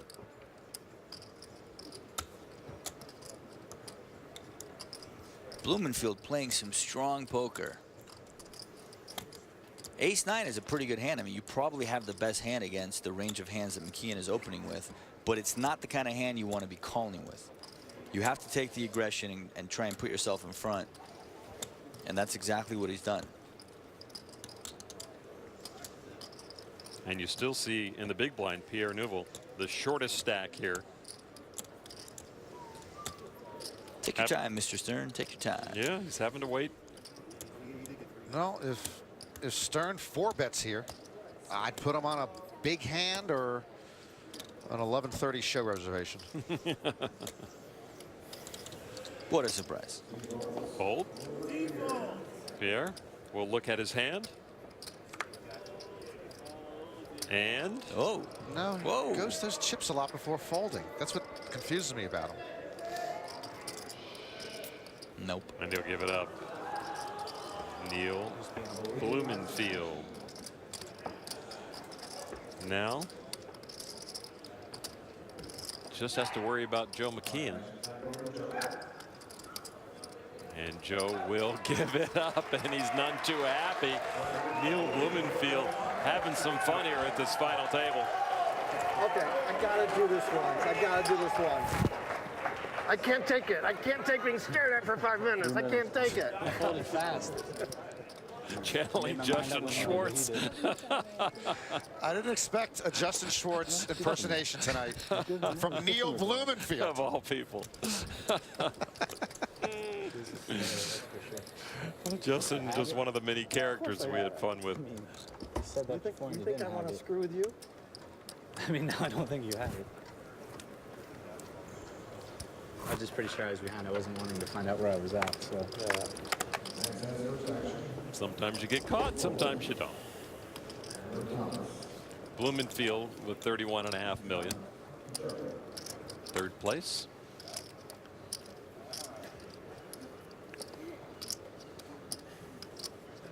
One more knockout to go in our coverage. Two very short stacks at the table. McKeon raises again, this time with ace-7.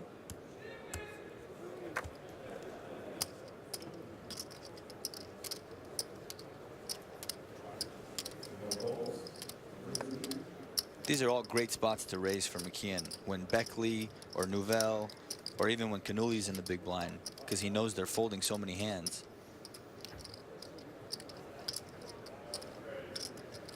And he only has to raise, he only has to risk 1.2 to win 1.4.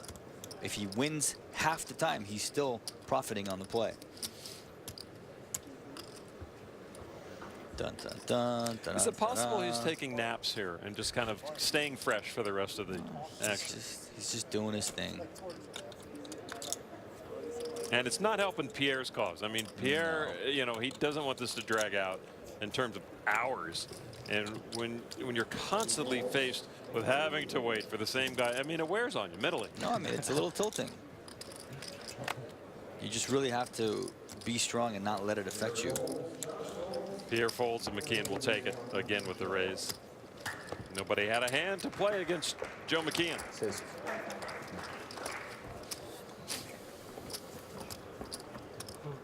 So Joe McKeon remains the man to beat. 83.8 million, and particularly active in the last 5 hands, where he has netted 6.5 million, and he's really getting a feel starting to do what he wants to do. And when he starts seeing people fold all around him, you just know it's going to keep coming like a boulder down a hill. I mean, McKeon's running good. He's playing good. He's in a really good seat. He doesn't want to see chips moving to his left. He didn't like it when Blumenfield won the hand with the pocket fours. Cannuli all in. He only goes all in with ace-jack, as we found out tonight. It's a very limited range. Ace-jack suited.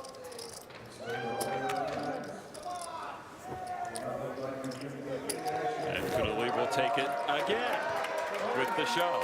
Let's get one. Show one. Everybody saying show one. Let's see how that hand. It's going to be 10 minutes. 10 minutes? We got 10 minutes. 10 minutes, kids. Yeah? Sorry, guys. You sit there, do. 10 minutes. All right, so Joe McKeon has been flexing his muscle a little more lately, and it is paying off big time as he approaches almost 84 million. We're going to take a break. More action coming from the Penn and Teller Theater. Stay with us.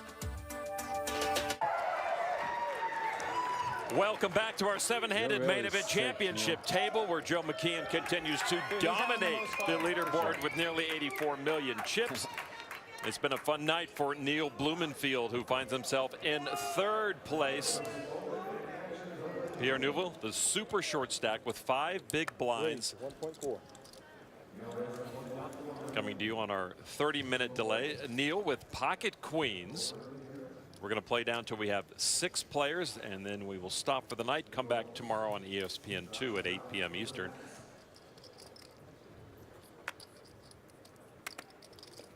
Max Steinberg, 4th biggest stack, 18 million. He started the final table with 20.2 million. And you wonder where all those chips go. And you look at Joe McKeon, you go, oh, yeah, that's right. Israel again after that. So Blumenfield's queens don't necessarily go to waste, but you know, like to get some play out of them. There's a lot of money out there. Yeah, you're right. Pick up 1.4 million. Pierre Neuville, a short stack, as I mentioned. Blumenfield has been really the crowd favorite, and you saw the smile on his face. Joking a little bit earlier, doing an impression of Poker Pro Justin Schwartz, feeling very comfortable at this table. Comfortable and confident, and, Yeah. he's playing with a lot of heart. You gotta love the guy. And he's winning a lot of fans. You know, there are a lot of people who didn't really trust this amateur to carry the seat at the championship table of the world's biggest poker tournament, but he has proven himself time and time again. He sold you with a 4-bet. Yeah, he had you with a 4-bet. He sure did. At that very moment, I fell in love.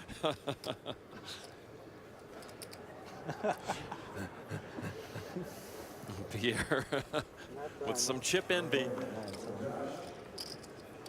Look who's going to play a hand. 325. He's going after McKeon's big blind. Beckley with a suited king, as you see.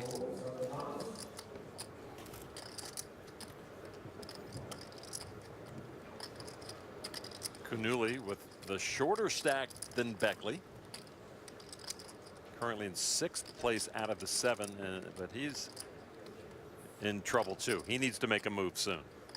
Very soon. But he knows how short Pierre is, and so maybe now for Tom, unfortunately, you don't want to do this. Right. You think about maybe the pay jump will help. You know, pay jumps, start to matter. We raise all in. The next jump is 230 grand. And after that, can you believe this? Ace Jack for Cannuli again, 4 times.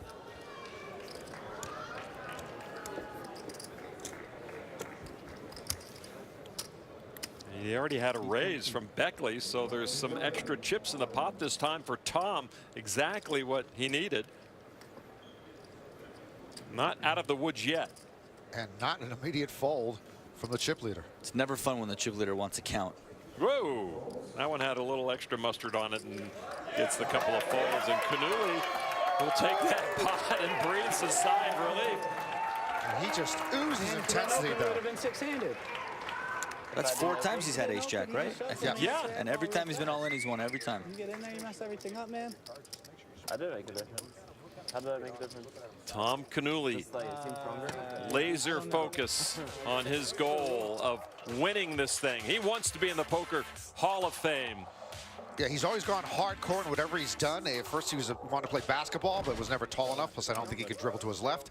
Then he played Halo 2 on Xbox. He says he's one of the top 100 ranked players in the world. And then he turned to semi-professional paintball as a teenager before settling in on poker. Semi-professional paintball. Did you really say that? That's what he told me. I don't know that that exists, but I like the sound of it. It's wonderful. I love it. I'm a semi-pro. Semi-pro. Oh, boy. So our November 9 have kept the crowd here at the Penn and Teller Theater enthralled throughout. Right from hand number 1, hand number 2, we had a knockout. And Patrick Chan, King Queen, did not run down the ace-4 of McKeon. So Chan, our first casualty. I mean, comparing it to other final tables that we've had at the main event, this has been definitely one of my favorites. 1.7. Classy crew, some action. Not a lot of banter, but I think their personalities are making up for it.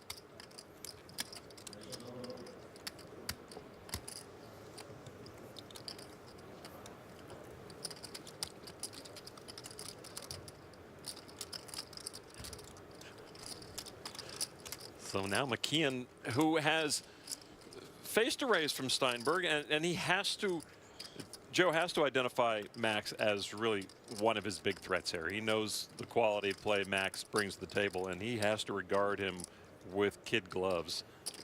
Yeah, I mean, I think everyone, the consensus for everyone is that Steinberg is a very good player. But a 3-bet here from McKeon. McKeon is super happy to have position on him. Oh, wow. Well, he knows that this puts a lot of pressure on Steinberg. You know, he's in a spot where he doesn't want to get lower than Canuli or Beckley, and so he's going to fold a lot. Yeah, Steinberg will give it up, and well-timed re-raise from McKeon. And McKeon just seems to be more in a comfort zone than he has been at any point of the night. Here.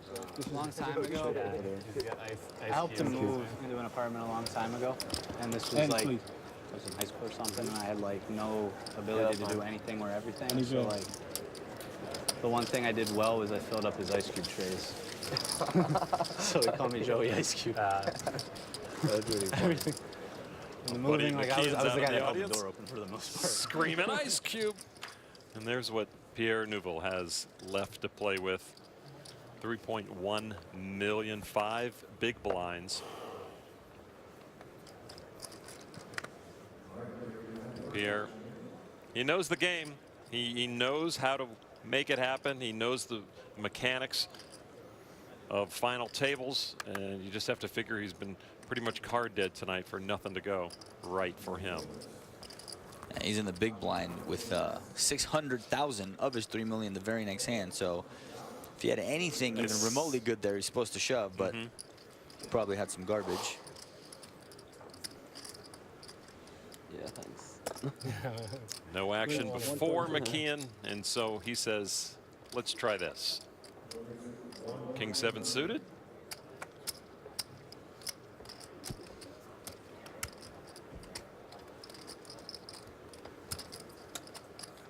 Neil Blumenfield has held up very well so far. No wilt in the fedora. He doesn't give anything away. I mean, he is so, his composure is incredible. He's got his neck covered up, his big hat, his sunglasses. I mean, I can't see a single thing on this guy. Can he make a go in this game if he wants to play more? I think Feel so. Like he Yeah, can absolutely. Do something? He knows what's going on. Absolutely. If you're a smart guy and you have a lot of heart, I think that you can be successful at No Limit Hold'em. If you're willing to listen and put in the time.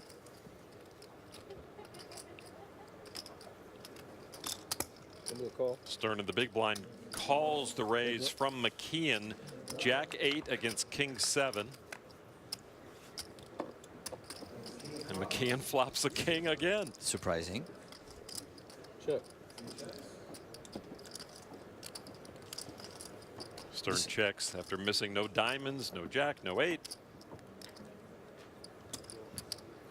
Yeah, 1.3.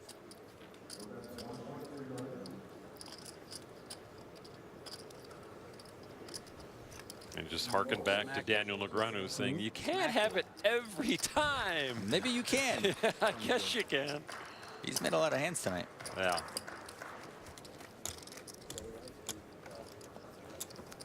Almost tame. Good pop from McKeon. Last couple of hands, approaching 88 million now. Number of final table hands the last several years. We're approaching 70 or 77 is the next one, I believe. The But 2012 final table, 399 hands. I believe that final table is still going on. I am still catching up on sleep from that final table. That was a long night. There's the big blind of Pierre Neuville in the middle already, 600,000, along with a 75,000 chip ante. I don't even know if he's going to look at his cards. Folded to McKeon. Everyone just happy to say, Joe, do what you do, Joe. And really a harkening back to when they were 10, 11, 12 handed back in July, where Joe just raised every hand.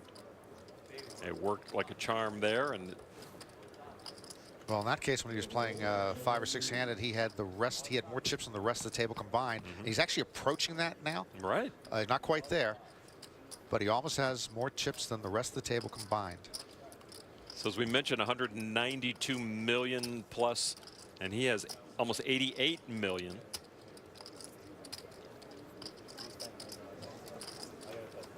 Small blind Stern folds, and all in for Pierre Neuville.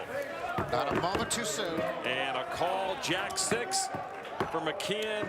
Who's got who dominated? Does he? No, I don't know who has who dominated. I know, that's what I'm wondering. Wait for the mystery card. Jack blank. I'm pretty sure he wouldn't call with less Ace than Jack for Pierre. less than a 6. So This one's for Chad. Pierre with Ace Jack of clubs, and he should have talked to Cannulli about what to do with this, right? Cannulli's never had to have it hold up. This would be a first. Pierre's wife Claudine cannot watch. Good luck, man. Her man's ahead. Don't worry, he says, I'm ahead. I'm the only one with the Three more Ace Jack. sixes for quads. That's right. He just had to wait for Ace Jack. That's all he needed to do. Oh yeah, wow, the Norman Chad jokes if I win this one with a 6. Yeah.